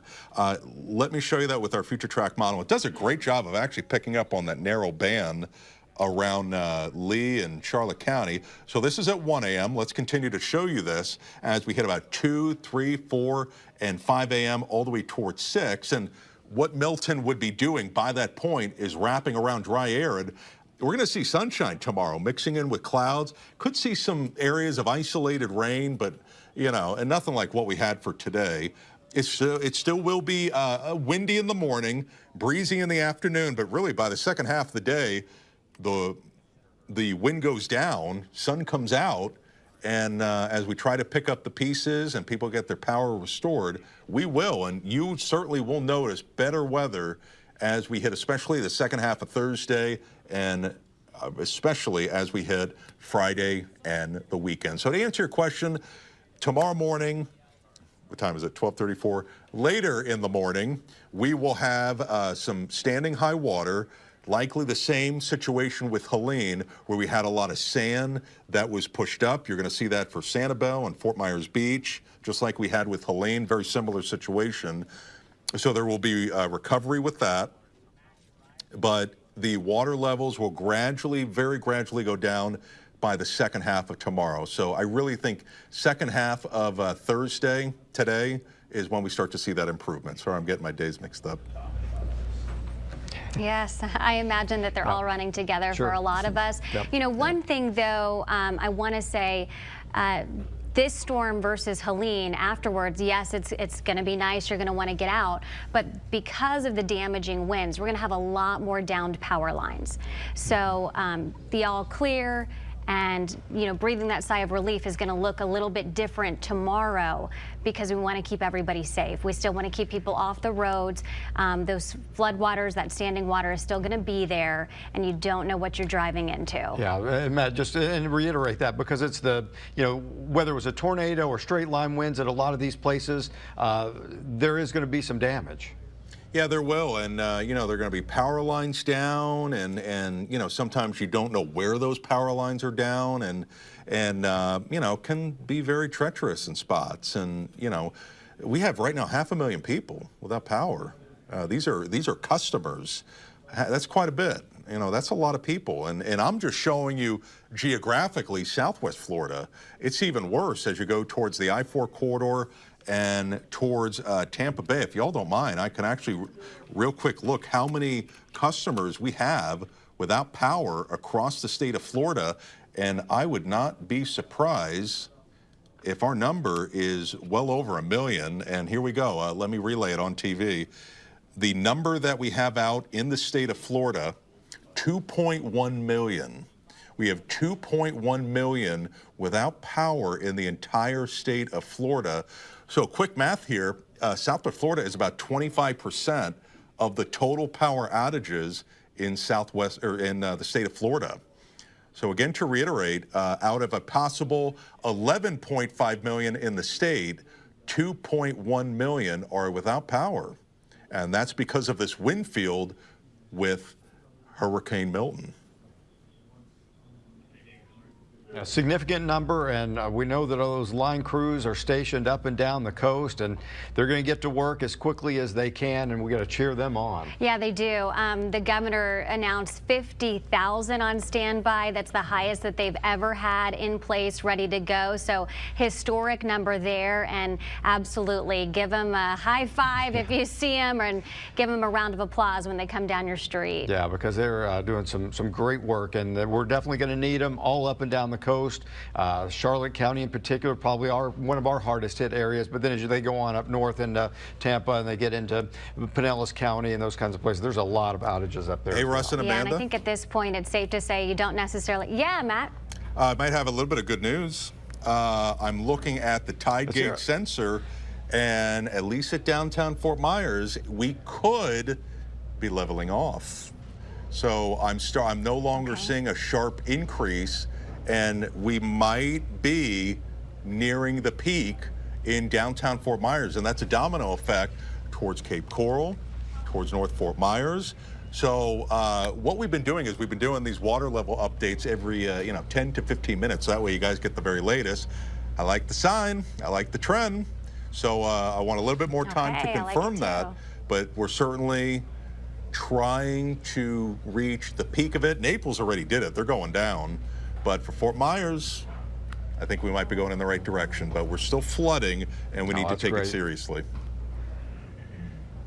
Sure. Okay, that's a good sign, though. So we'll let you continue to watch that and get back with us on that, and hopefully we'll be able to confirm that that trend continues. Yeah, I like hearing that news. Yeah. Want to now go to Wink News reporter Annalise Iraola's interview with the Emergency Operations Center. Here's part of it, talking about how things are looking now and asking what the plans are after sunrise.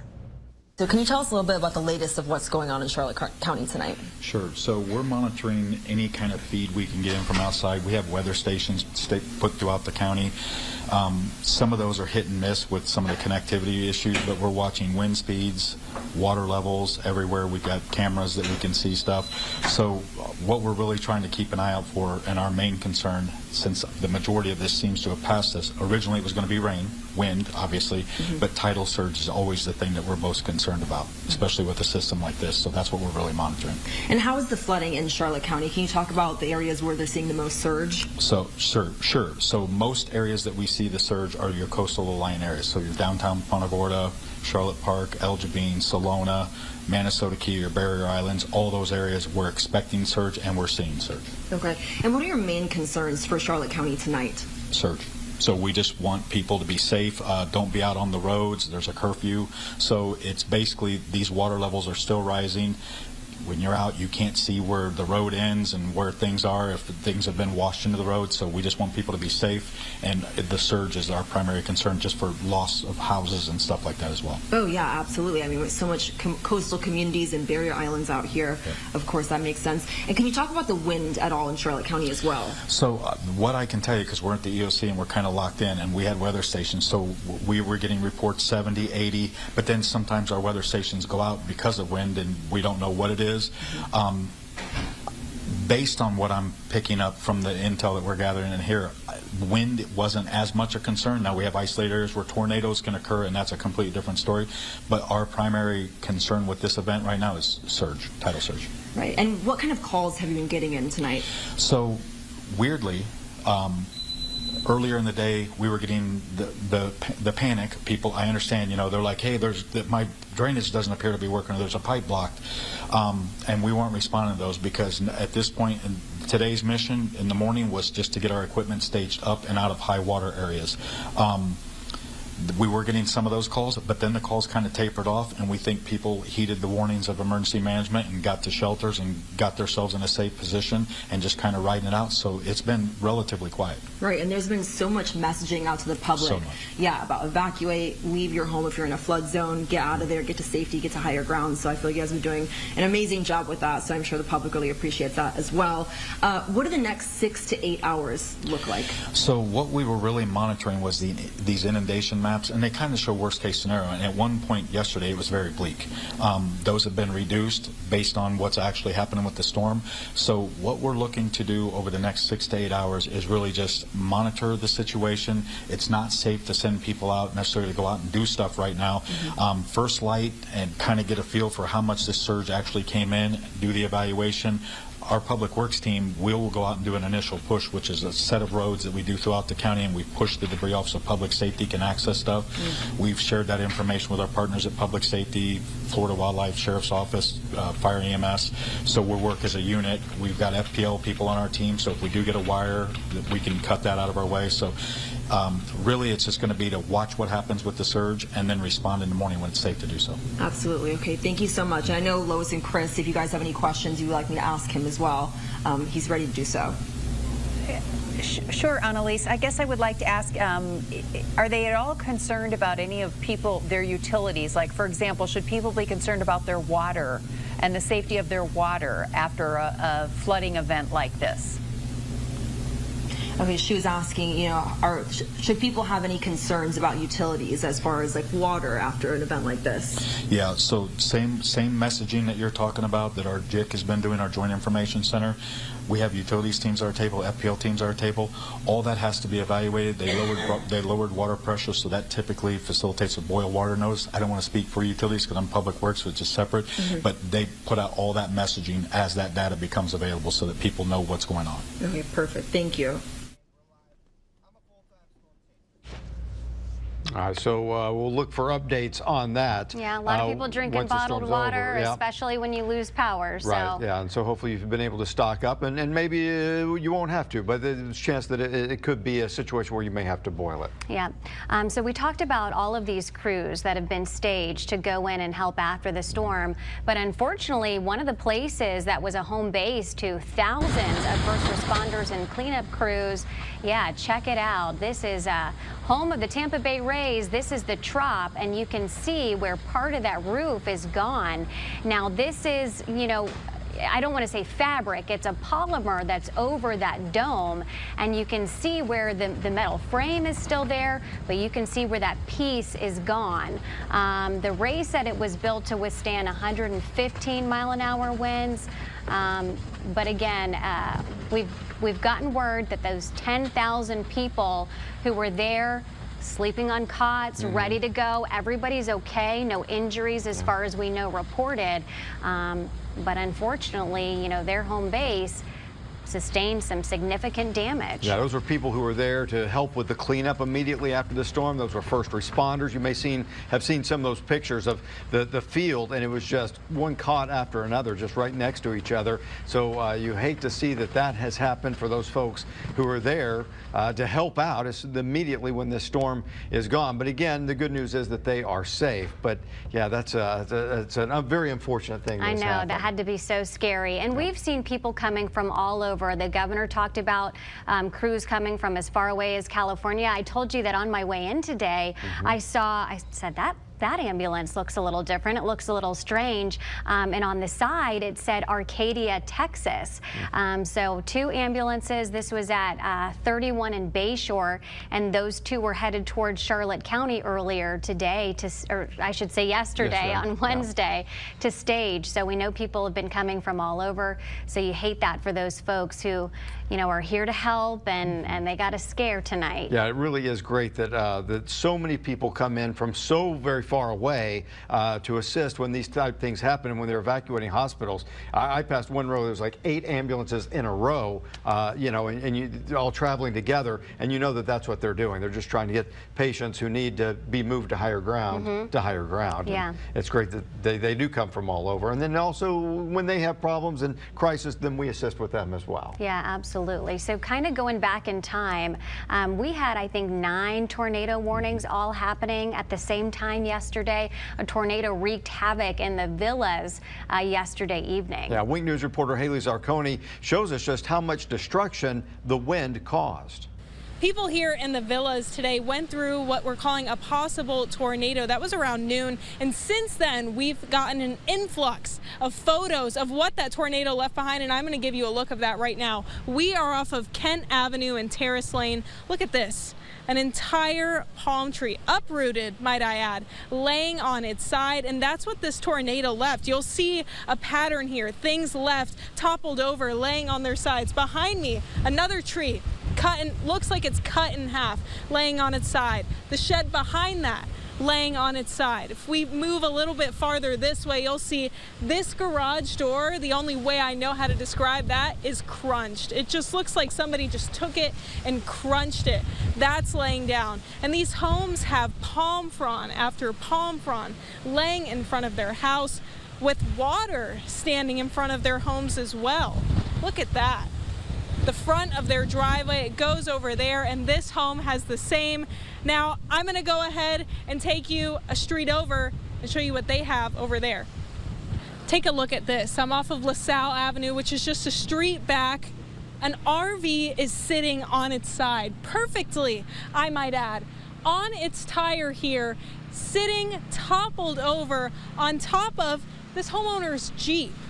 I just spoke to the homeowner. He said that he heard that there was a tornado warning in the villas area. They went inside within a matter of minutes. The tornado was gone, and it left their RV like this. He said that they actually planned to get in this RV and move farther inland before the storm got bad tonight. Unfortunately, they are not going to be able to do that, and it also continues to slip. He said he's watched his RV just slip more and more, and they're hoping that the wind doesn't move it much farther than it already is, and if it does, maybe it'll stand it right side up, although that may be wishful thinking. But this is the reality of people in the villas. They had this possible tornado roll through, left all this debris behind, and now they're holding out as Milton is ready to come through tonight, and we'll continue to bring updates on this community and how they fare as we get them. For now in the villas, Haley Zarconi, Wink News. Well, it just tells you right there how strong wind can be to just pick up that RV and flip it on its side. I know, when you think about how heavy that is just wild to think. I would say definitely a tornado. Obviously, the National Weather Service will confirm everything for us, and it'll be interesting to see, too, the rating that they give it. Right now, though, we want to switch kind of from the wind damage to the water damage. And joining us on the phone is Keith Conklin. He's in North Fort Myers on a canal. And he had these tiger dams set up, but unfortunately they failed. Now, he's evacuated to Orlando. Keith, can you hear us? Yes, I'm here, guys. Good evening. Can you hear me? Thanks for giving us some time. Yeah, we can hear you great. Again, thanks for giving us some time. Tell us a little bit about your situation. I know that you're right there on a canal, and you've been trying everything and all of these storms. So kind of take us through what you were trying this time. Well, you know, unfortunately, I bought a house in 2022, and it's been nonstop. We've been flooded in every single hurricane. Got demolished in Ian, obviously wrecked in Adalia, flooded in Debbie, and then obviously Helene took everything again. And now tonight, just 2 weeks later, I mean, we didn't even put the barriers up this time. We were more in evacuation mode. We were there all week, emptying the house out, demoing, and then this one came. The dumpster's still in front of my house. But yes, we did. We invested in the guppies with Garrison Flood. We did the hammerheads for the doors, and unfortunately, they just have not performed like we hoped. Unfortunately, I don't know why. I think there's some reasons there. I think they're trying to make it right with me.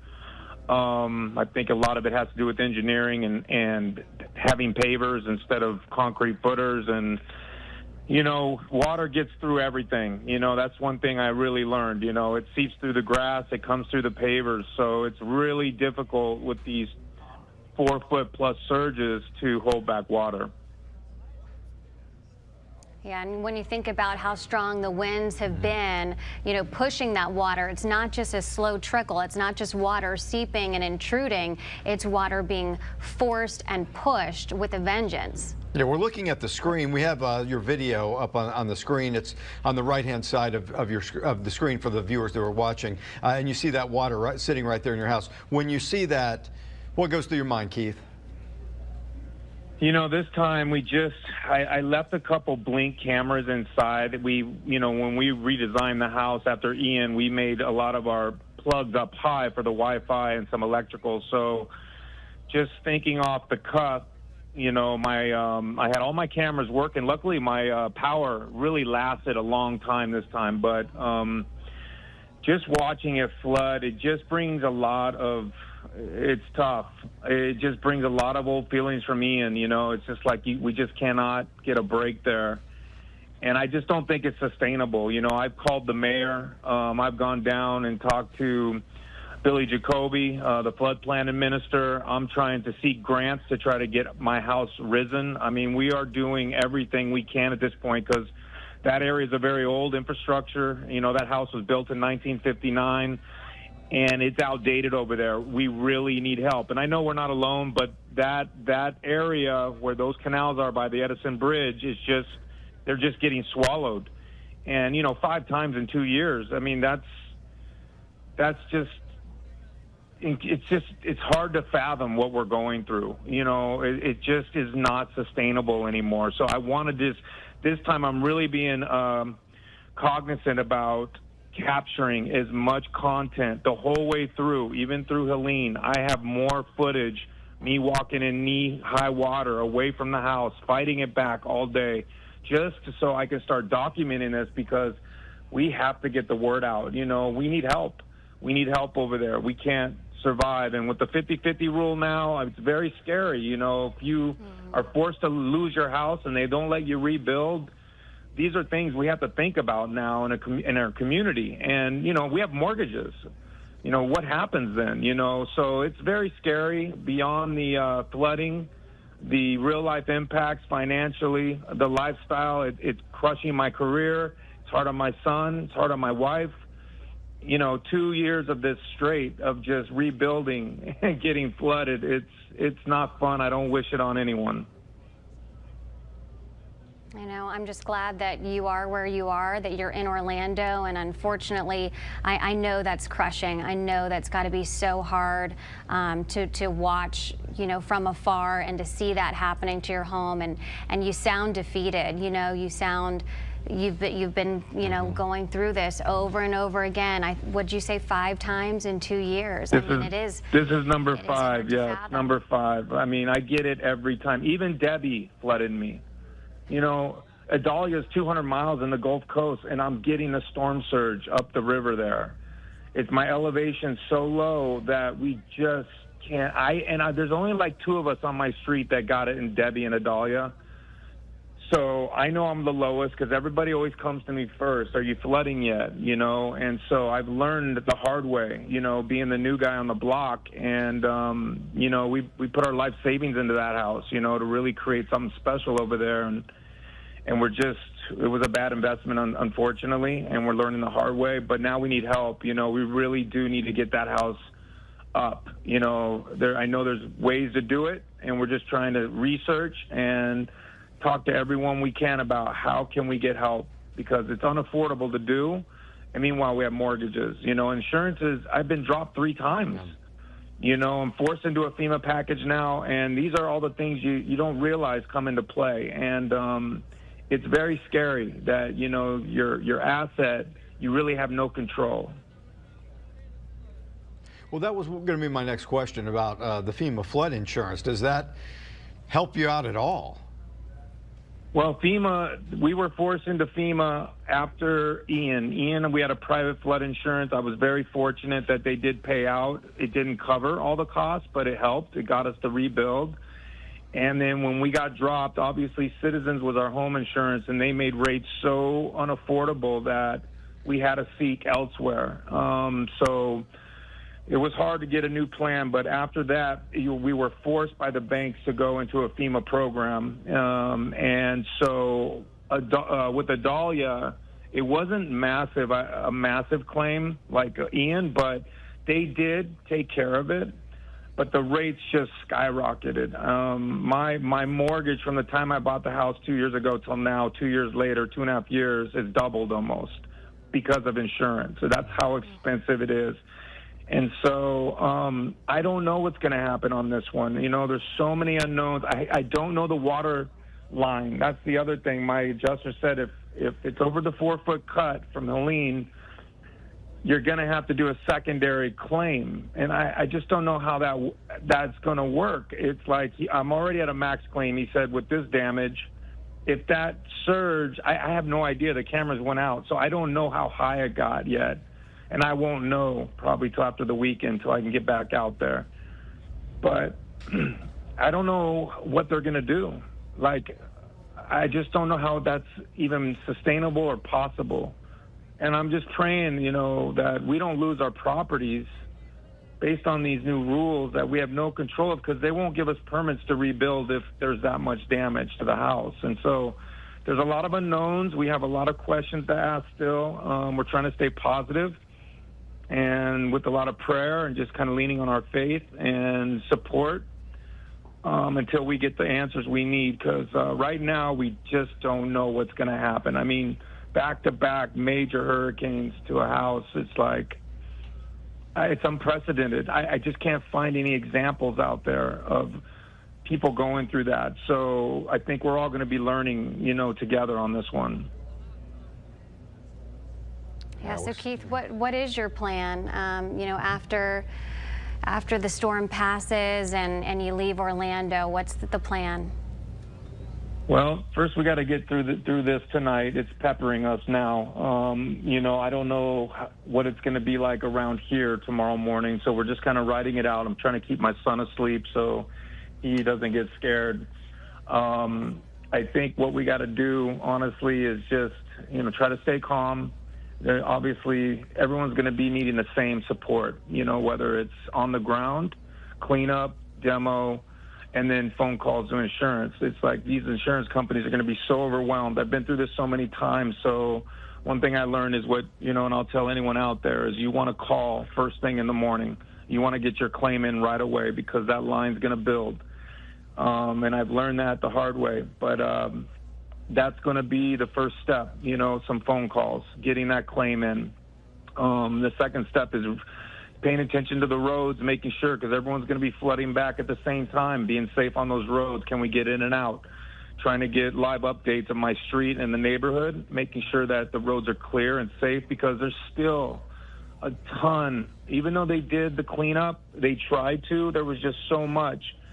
And I know they got to some of it on the street, but it's like a grenade over there. You know, everyone's couches and refrigerators and drywall and, you know, anything you can imagine that was in a house is sitting on people's lawns. That stuff's going to be all over the place. Plus there's dumpsters, and who knows where those dumpsters are. Did they float? Did they go into houses? We don't know. There's so many unknowns. My cameras are out now, so I have no way to navigate what the final result's going to be. I don't think any of us will know probably till tomorrow afternoon. And then just decide how we get back down there and when to do it, so we can start documenting, you know. I think that's really all we can do right now, you know. So it's a lot to unpack. Luckily, I've been through it so many times that I kind of know how to handle it. but it's certainly something I don't want to have to handle. You know, it's like it takes over everything, everything of your life, everything. You don't have time to do anything else but that, and it's been this way for 2 years, so it's tough. You did bring up a good kind of pro tip, since you've been through this so many times. For anyone who hasn't dealt with this, go ahead and get that claim in immediately. Even if you're somewhere else, you know, like Keith is, and you haven't had time to come home, look around and assess your damage, you can get that claim process going without even doing that. Yeah, you don't have to inventory everything, just report it, that it is, that there's a problem there and they need to come check it out, right? Absolutely. You can even do it. You don't have to do it on the computer. You can do it on your phone. They have a hotline. You can just get it in right away. And then usually takes about 48 hours, hopefully. If their insurance company is actually doing the job, they usually get back within 48 hours just to let you know when an adjuster will be assigned. Yeah, and get your content squared away too. Yeah. That's something that, you know, you can do. Start, you know, every little thing that was inside too. Get that. You're going to need that money when you go through this process. Sure. And those receipts. Absolutely. You don't want to leave anything out. You want to get. Go ahead. No, go ahead. Yeah, because that's good information. Do you need to have the receipts and those kinds of things? What you want to do, honestly, is, like for us, we've already lost everything. So this one's a little bit trickier, depending if the water got up to the second floor. But in general, for, you know, anyone else, you want to, what I suggest is you write every single thing you throw away, and you write down every single thing that is salvageable, no matter what. Make sure you have that list. You're not going to have receipts for everything. It's almost impossible unless you're really, really organized. It's tough. But you want to have documentation of that, because you have something you need. If you can find something of value that matches that description of that item, generally they'll take that as a fair value based on your content. So it's tough. It's a tough job for an adjuster. It's a tough job for the homeowner. But if you don't do that, you're missing out. You're leaving yourself short. That's your stuff. You deserve. That's why you have insurance. That's why we pay so much. You deserve that. We've just lost everything. Your lives have been turned upside down. So don't feel bad for claiming forks and knives or plates or clothes or shoes, the things that we take for granted. Not even talking about your appliances and TVs and all that stuff. Just the littlest things, even your toilet paper you just bought at Costco, whatever. Write it down. And I would just say, take the time to do that now, because you only have one chance to do it, and now's the time. Mm-hmm. And you know, try to be as patient and kind as you can to those adjusters, right? When they come out, to make sure that, you know, you stay in the queue, in the line, and you know that a lot of people are going to be very impatient with them. So maybe it pays off to show kindness I will say this, after the storm, right? I'm glad you brought that up. I will tell people this. Yes, be kind, because the adjusters, in my experience, for the most part, they're on your side. In a situation like this, most of the time, your insurance companies don't have the manpower to send out their own adjusters. They're going to be shorthanded. So what happens is adjusters from all over the country get sent down to disaster areas. And these people have no emotional tie to the insurance company. They're coming down and seeing just tragedy and families broken up, potentially somebody lost somebody. It is a very heartbreaking job for these guys. So remember that they're human, and you want them on your side. You know, it's hard because we just lost everything and it's stressful, but they're your team. Treat them like family, and they'll take care of you. Yeah, that's great advice right there. Well, listen, we know that our reporter Maddie Herron has been in contact with you before the storm. She'll probably be catching up with you again after the storm. And we wish you all the best. We feel for you. It is just another punch to the gut, and that's an awful thing to have to go through again. But hopefully there's some solution out there for you. Thank you. you, guys. Thank you. There will be. We're in God's hands. I have faith. It's just stuff at the end of the day. I have my life. A lot of people don't. And I always have to remember the bigger picture. And I challenge people to do the same. But, I really feel for those who this is their only home or lost somebody. I think that's the ultimate tragedy besides things. So I hope people can remember that through these times. That's good advice. Yeah, Keith, Keith. Again, thank you so much for your time, and we wish you all the best in these days to come. Absolutely. Right now, we want to share part of an interview.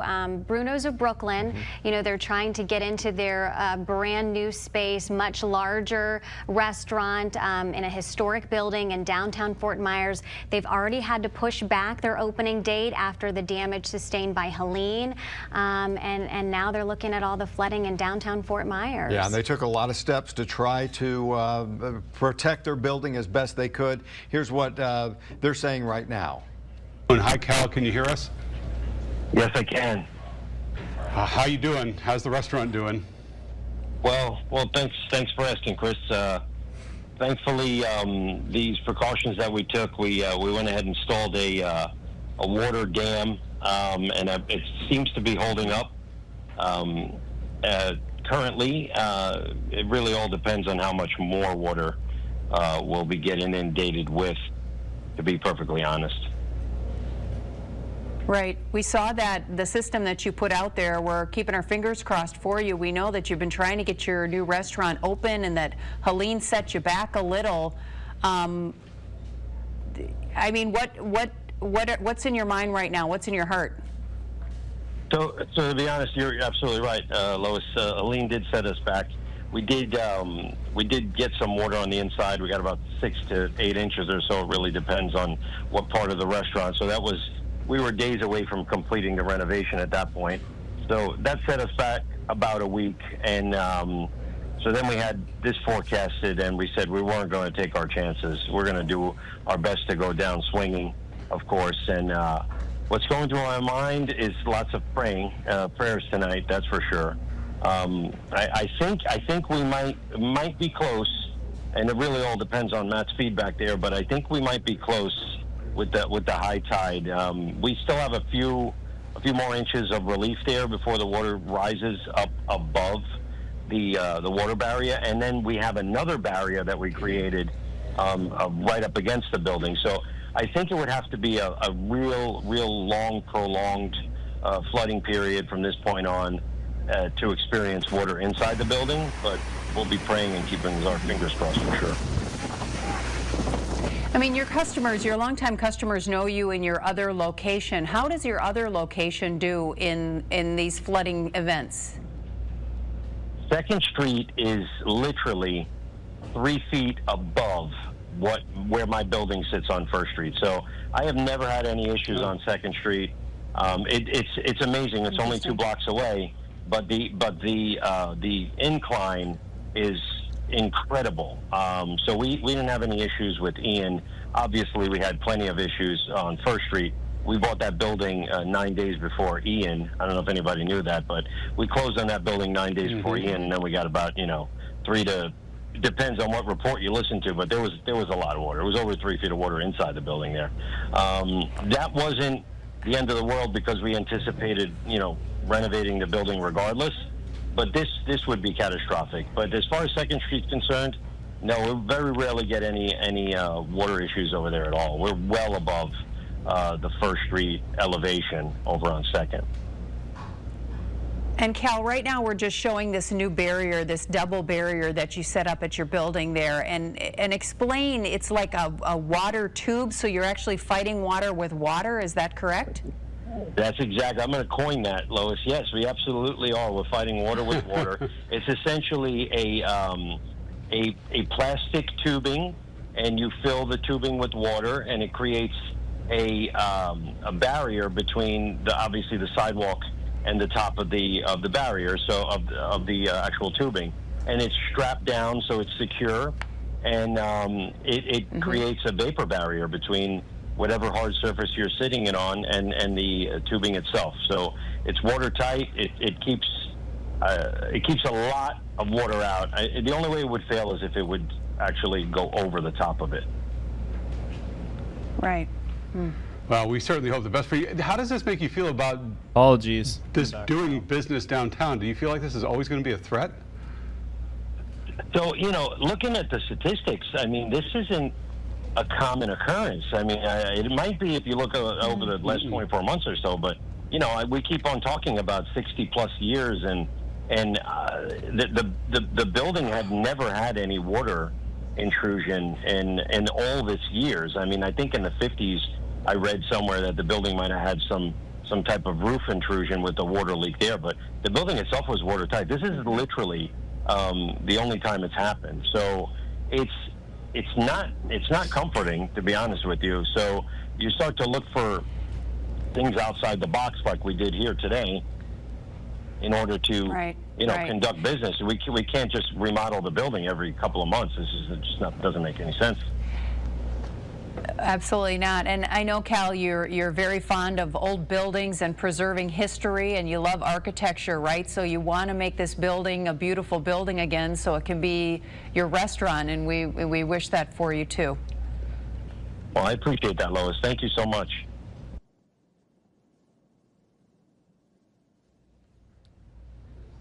All right, so that is Bruno's Brooklyn, their new restaurant that they're trying to get open, but they've had a couple of setbacks, and we'll see what this one does to them. Yeah, they've been innovative this time around, and we hope it works for them, and we'll keep in touch and let you know.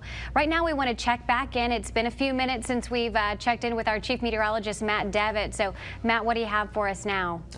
Well, I was listening to Mr. Bruno, who cooks a mean chicken parmesan. He mentioned how, it seems like the past couple of months that these surge events have kind of become the norm, but historically, we really don't see this very often. What Milton just did in downtown Fort Myers is the second highest water level. I can confirm that. Just looked at the sensor. It just squeaked out Helene from 2 to 3 weeks ago.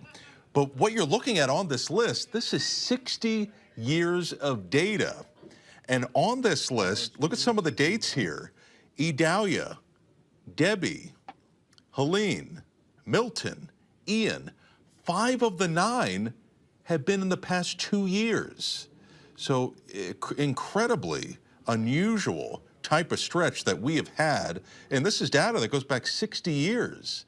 If you're wondering, where's Irma? Yeah, there's Irma on the bottom, but we had a different wind direction that came in from Hurricane Irma. It was just to the east of downtown Fort Myers, so we didn't get that maximum surge. If Irma had shifted 25 miles to the west, downtown Fort Myers Beach, Sanibel could very well have seen upwards of 10 feet of storm surge. So it's been a while, as Russ and Amanda had noted, since we got you the water level updates. Let's do it right now. And we do have some good news to report. The Mayaca River is lowering. Naples continues to lower. It's almost approaching half of what it was. So awesome news for Naples. We're going in the right direction. And downtown Fort Myers, we have started to hit the plateau. So Fort Myers, we are maximizing as we speak. And I have, I always say this, we got the best Wink viewers. You guys have been sending me emails and updates. I can't thank you enough. Our Wink viewers are awesome. So I got my phone right here. I'm looking at it. So you guys have been sending me emails about how you're doing. Of course, I'm concerned about everybody at home, that you're safe and that, you don't have water encroaching on your home. I'm thinking about all of you. And thankfully, some of you guys have been texting me and letting me know how you're doing and emailing me and also giving me water level updates. And some of the updates, it's been interesting. Some are still going up. Some are still going down. I have gotten a couple reports in Cape Coral where, although downtown Fort Myers might be steady or maybe even lowering, some parts of Cape Coral have not. I do have a tide sensor that is right along the Cape Coral Bridge, and the water levels have been a bit erratic, kind of up and down, up and down. So I haven't seen a steady trend, and it probably is the wave action, but I haven't seen a steady trend down, at least at that sensor in Cape Coral. Fort Myers is steady, and Nikki Sheeks behind me, she has been kind enough. She went basically on several websites and is looking at the data, took that data and updated this graphic so you can see how in some spots we are falling. Rising for Venice, Shell Creek, even the Peace River in Arcadia, but even look at this, a little bit better for Boca Grande, Sanibel, Fort Myers Beach. There has been some progress in the right direction. Remember how, what was it, an hour or two ago, all this was red. So baby steps, we're getting there, we're getting there. And then Fort Myers, we're going to be changing that to steady in Fort Myers. And then as we take you to Everglades City, in the green, we're going in the right direction. And we also talked about in Naples as well, we are starting to see those water levels go down. So here's the storm, not what it used to be. That's the combo of shear and dry air. Hurricane Irma had a very similar appearance in 2017. And there is the storm bringing significant wind to Daytona Beach and Orlando. And Tampa Bay, multiple reports of damage in St. Pete to Tropicana Field. If you're a big fan of Twitter, check my Twitter out. I can't show you that video. Sometimes there's copyright with the storm chasers, and that can be a slippery slope. But check out my Twitter. I've retweeted a lot of video of some of the damage and what's been occurring, and even a lot of that is here. Multiple pictures. Yeah, there's Tropicana Field, and I read a report that was supposed to shelter over, I believe, 10,000 first responders for the storm. They were supposed to be in there. They had cots set up, and so that way they could have shelter. So that's the last thing that they needed, to have the top of Tropicana Field ripped off when they're hoping to get some sleep and rest up after this storm as they're helping everybody out. The first responders have been amazing before, during, and after the storm, and all taking care of us. But yeah, that was St. Pete, Tropicana Field, wind gusts very likely over 90 to 100 plus. There was a storm chaser in Sarasota that reported a wind gust to 114 miles an hour. Also a potential surge. A couple water levels were upwards of potentially, 8, 9, 10 feet. It's all unofficial. We got to wait for the National Hurricane Center to confirm it. But here's the very latest. We are still seeing bands of moderate to heavy rain on the southern side. And within this heavy rain, you will have the winds pick up. And that includes DeSoto County, Charlotte County, all the way into Sarasota County. Into Lee County becomes a bit more broken apart. Still, the rain coming down for Babcock Ranch, North Fort Myers, Cape Coral. Got a lot of reports of people saying, man, Matt, the wind is still up and it's keeping me up. And I know it's the reason why we have wind with a hurricane. Here's the reason why. Wind shear. With a hurricane, as we know, it's an itty bitty tiny pocket of extremely low pressure. But outside of the hurricane, it's not. It's normal. So the change in pressure from the normal pressure to the itty bitty, as that changes, winds crank up. It's the physics of Earth, and that's how it works. So the lower the pressure, you have a larger change in pressure, you crank up wind. And that's why we have significant wind with hurricanes. It's because of the low pressure. Same thing works with a hurricane, or excuse me, with a tornado. A tornado is an incredibly low area of pressure, but it's extremely localized and tight. And that's why oftentimes you get tornado winds of 100 to 200 miles an hour, and it is because a tornado is an incredibly low area of pressure, and we saw many of them today across the state. And I can actually show you that. These are all the tornado report. It's been a while since I've seen this. Let me filter away the blue. Those are high wind reports. Let's see if I can take that away. What we're looking at is going to be, yeah, there they are. Look at, I can't think of the last time I've seen that many tornadoes in the southern half of the state. It was a legitimate tornado outbreak. I mean, and we're talking large tornadoes. And some of these are not even plotted on the map. There was a tornado on the ground, northeastern Collier. We had a wedge, half-mile wide tornado, maybe near Clewiston, crossing over State Road 80. A wedge tornado is one that's defined as one that is more wide than it is tall. You may have seen that. I have a picture of it on my Facebook page.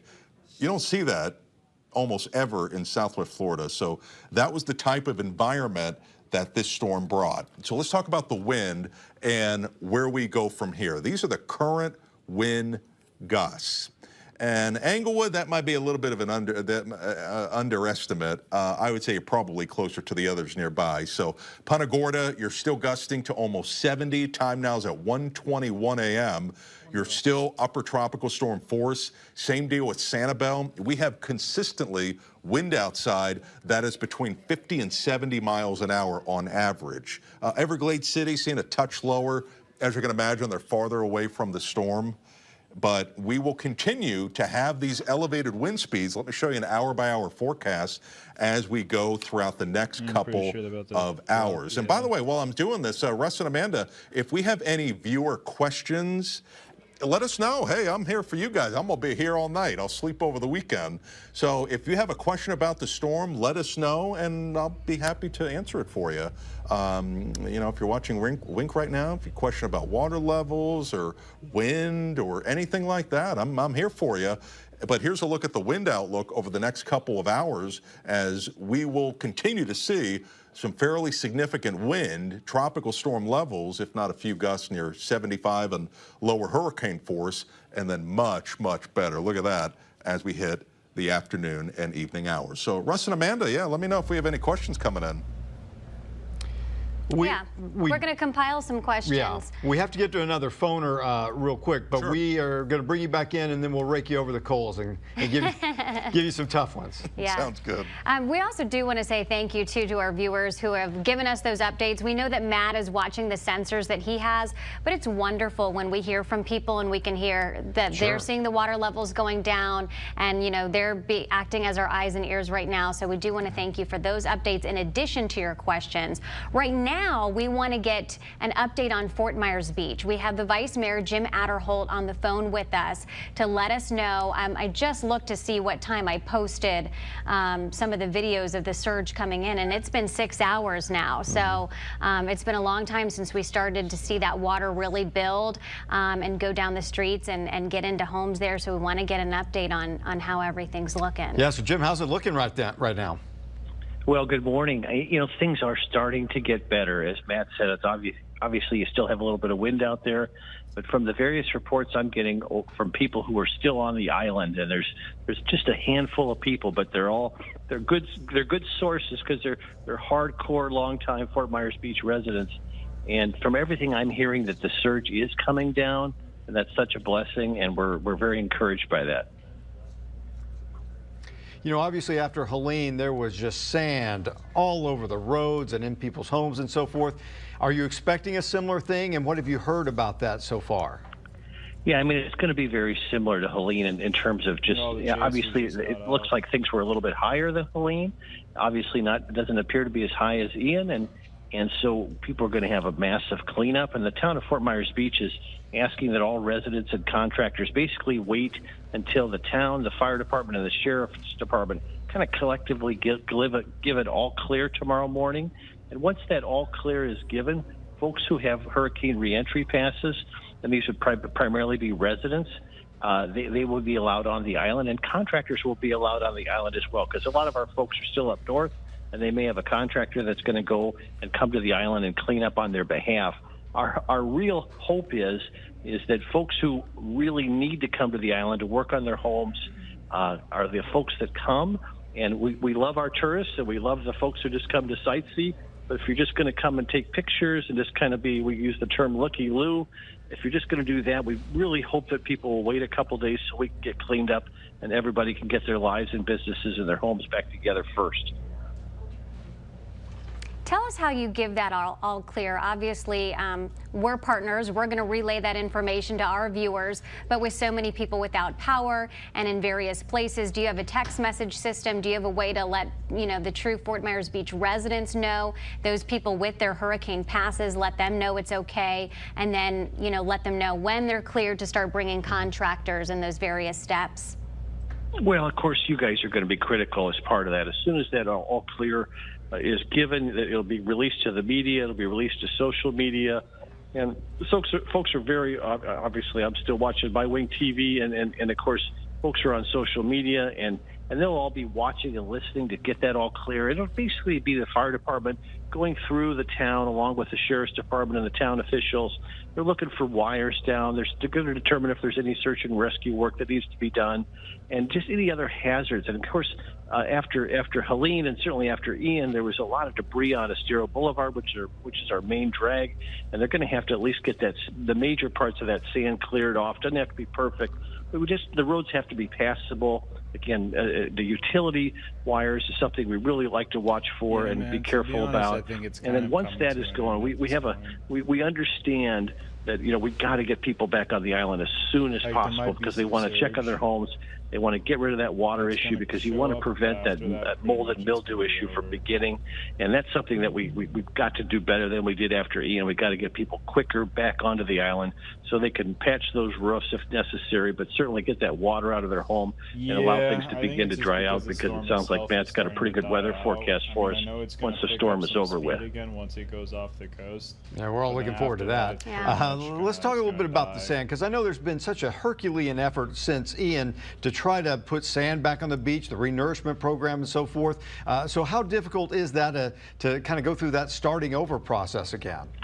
Well, the good thing is we've just begun a massive renourishment program that's going to take till the end of this year. It's about a $40 million beach renourishment program. So it just started on the north end of the island at Pink Shell. And after Helene, we noticed that the renourished sand did not take a significant hit. But obviously, we're going to need to see that sun come up tomorrow and get a better sense of what the sand looks like. But that project has just begun, and of course, got delayed a couple times because of Helene and so forth. So fortunately, we're kind of in the infancy of that program. But once that $40 million of sand gets put on the island again over the next few months, it really will transform Fort Myers Beach and rejuvenate that sand in a way that'll make the beach even more special. You talked about some of the residents, the longtime residents who were riding out the storm at home on the beach. Have you heard from any of the business owners? I know we've done so many stories on those restaurants who have worked so hard to rebuild. Then they took the hit from Helene, and so I'm wondering how some of those folks are doing. Well, the restaurant folks are unbelievable. There were a handful of restaurants that opened within weeks after Hurricane Ian, which was just unbelievable given the damage we had. So they are about as resilient as you can get. So I know they've probably taken some damage in terms of drywall and flooring and other issues, and hopefully a lot of folks got some of their equipment upstairs a little bit, but I'm sure they've taken a hit, and certainly some of these folks are on food trucks and trailers, so they're going to have to bring those back over. So it'll take some time, but these folks now are seasoned veterans. They know exactly what to do, how to prepare, and how to respond, and hopefully they'll be back and open soon because we've got a lot of workers and a lot of volunteers who are going to need to eat. So we're optimistic, just given on their past track record how resilient they are, that they'll be back and ready to give some folks some options. Yeah, and I guess the good thing is, too, it's not the 10 to 12 feet that we saw in Ian, and you talked about people being able to bring their things upstairs, so hopefully that helps. This might be, but I feel like I just have to ask, do you know of anybody who had to be rescued on the beach? Because we did talk to those folks in Island Park who had to be, and so I'm just curious if there was anyone, who did stay but last minute had to get out. I haven't heard of anyone. The people that I know that stayed, my wife and I were there. We stayed for Hurricane Ian, and we were right on the beach. So we saw the violence of Hurricane Ian, and we saw, firsthand what the destruction was. So Freddie's still active? To leave the island. But the folks who did stay are longtime residents who know the island, and they're up in. They're up higher. They're in newer buildings. Where's Freddie? We had a great test with Ian. What buildings are going to survive, what buildings are strong, what buildings are resilient. So I think they had a pretty good sense of where to be safe and where to stay. But I think folks were able to. We literally had an evacuation notice starting Monday at 3 o'clock in the afternoon. So the town was almost completely vacant by the end of Monday. And so really the 98% of the folks got off the island. which allows the sheriff's department to work the island and keep us protected. But at the same time, it allowed our debris trucks to go in and get whatever remaining debris there was to help prevent that from becoming projectiles. We did have some folks that we have so much construction on Fort Myers Beach. They're rebuilding from Ian, so we did have some construction materials and some trailers and some dumpsters that we wish they would have got off. But most of the construction folks did the very best they could, given the time that they had. So I think we're really well prepared. I mean, even our town staff went and saved our clock at Fort Myers, or at the Times Square for Fort Myers Beach, which is a great piece of sort of historic memorabilia. I mean, the town was as prepared as they could. But if you're able to, there should be like a couple of those type of people who've already posted it on social media. Serious, and you just saw an amazing preparation before the storm hit. And even the folks who stayed know exactly what to do, how to respond, how to prepare. And so, again, hopefully there'll be no fatalities here on Fort Myers Beach this time. And hopefully everybody will be able to unfortunately, it's exhausting for many people, but they're going to have to head back and just clean up again. And it'll be a big cleanup job, huge cleanup job. Yeah, you mentioned that they are seasoned veterans with this, but how mentally difficult is this for the folks there on the beach, whether they're homeowners or business owners? You know, the mental piece is really a challenge. There's tremendous fatigue. I mean, obviously, Ian was just devastating to our island, and then to see some of these other storms like Helene that just not only is it a lot of work to clean up after them, but just I'm not really sure because like it's supposed to come through the Caribbean, so I don't think it's that one. They cannot be defeated, and they are so. They love the island. Apologies if anyone's commented. And everybody comes together, and neighbors help each other. I mean, I think it's kind of over unless, you know, like one last majority thing happens, but I don't think anything else really is going to happen. happen. Everybody's sharing, everybody's contributing. So I think we're kind of wrapping up here, to be honest. I'm going to give it like another half hour and then probably call it quits. I think there's the fact that you're going through it with your neighbors and your community all together. There's some comfort in that. What's up, and I think homie? it helps energize folks to rebuild and to clean up and to move forward. Because it says your brother's name. Yeah, and positivity from leadership certainly helps. We love, you know, hearing that in your voice tonight. And reminder, Fort Myers Beach, you know, preempted the evacuation order from Lee County and went ahead and very early on told people to go ahead and get off island. I think that certainly helps, and yeah. Yeah, get those people off the island. And they really responded too, right? People really did respond, and you know, it was for the day or two that the staff had to get out those debris trucks and finish off cleaning up most of the debris on the island on the side streets. You know, all that Helene debris. You know, that all becomes not only projectiles, but it goes into the bay. It becomes pollution, and we've got as much as we could of that cleaned up, and we got as many of the construction folks to get their materials and so forth off the island.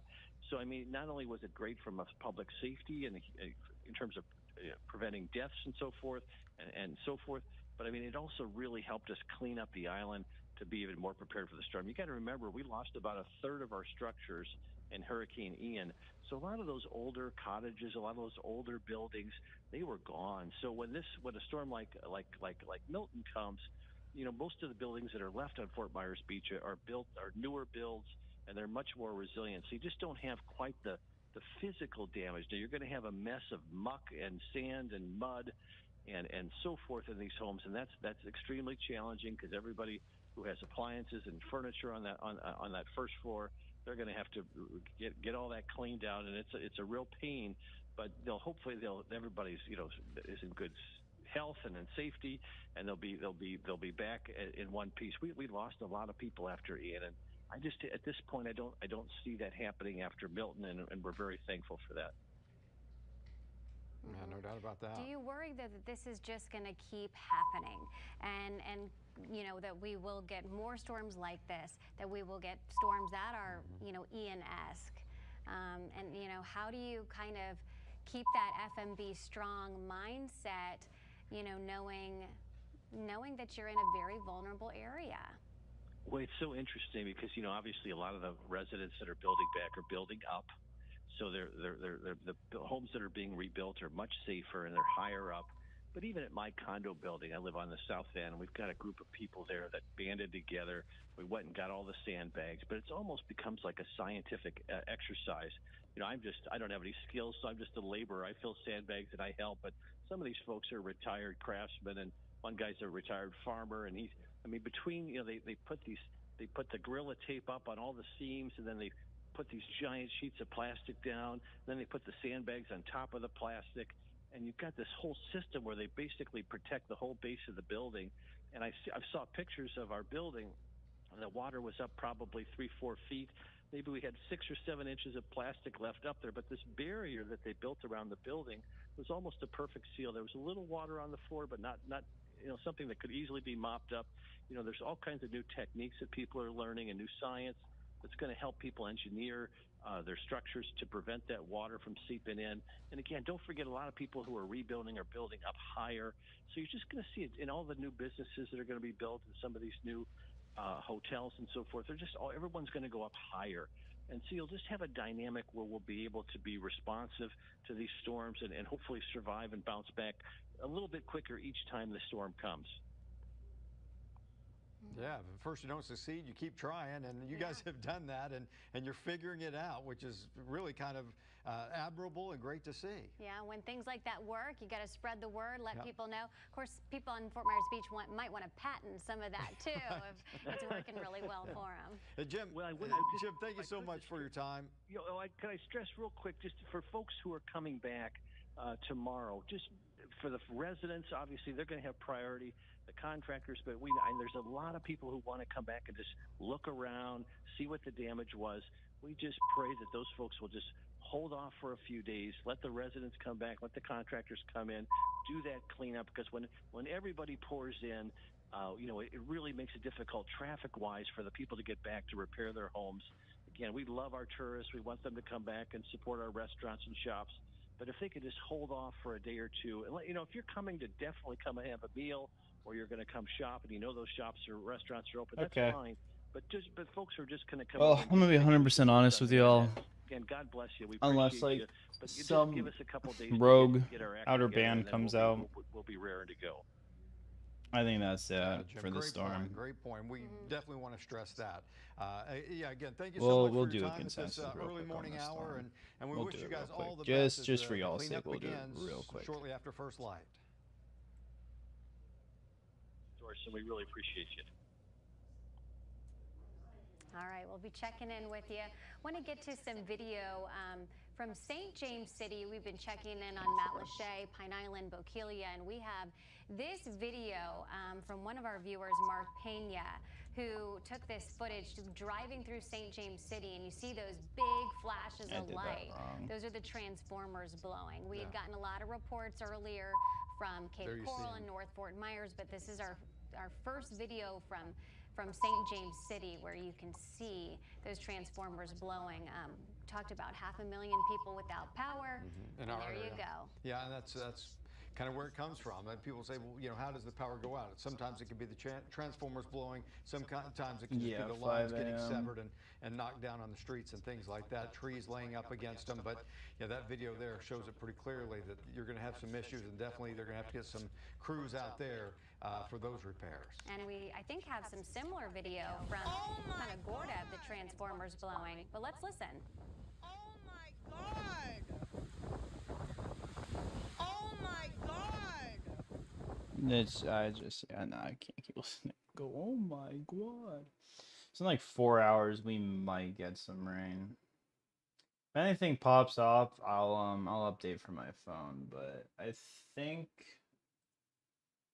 at this current point, that is wraps. So I appreciate everyone tuning in the past 30 hours now, maybe something like that. I might update in the morning, like do a brief morning, like late morning, early afternoon briefing on like anything that comes out. But if not, deuces. I appreciate everyone. Take care.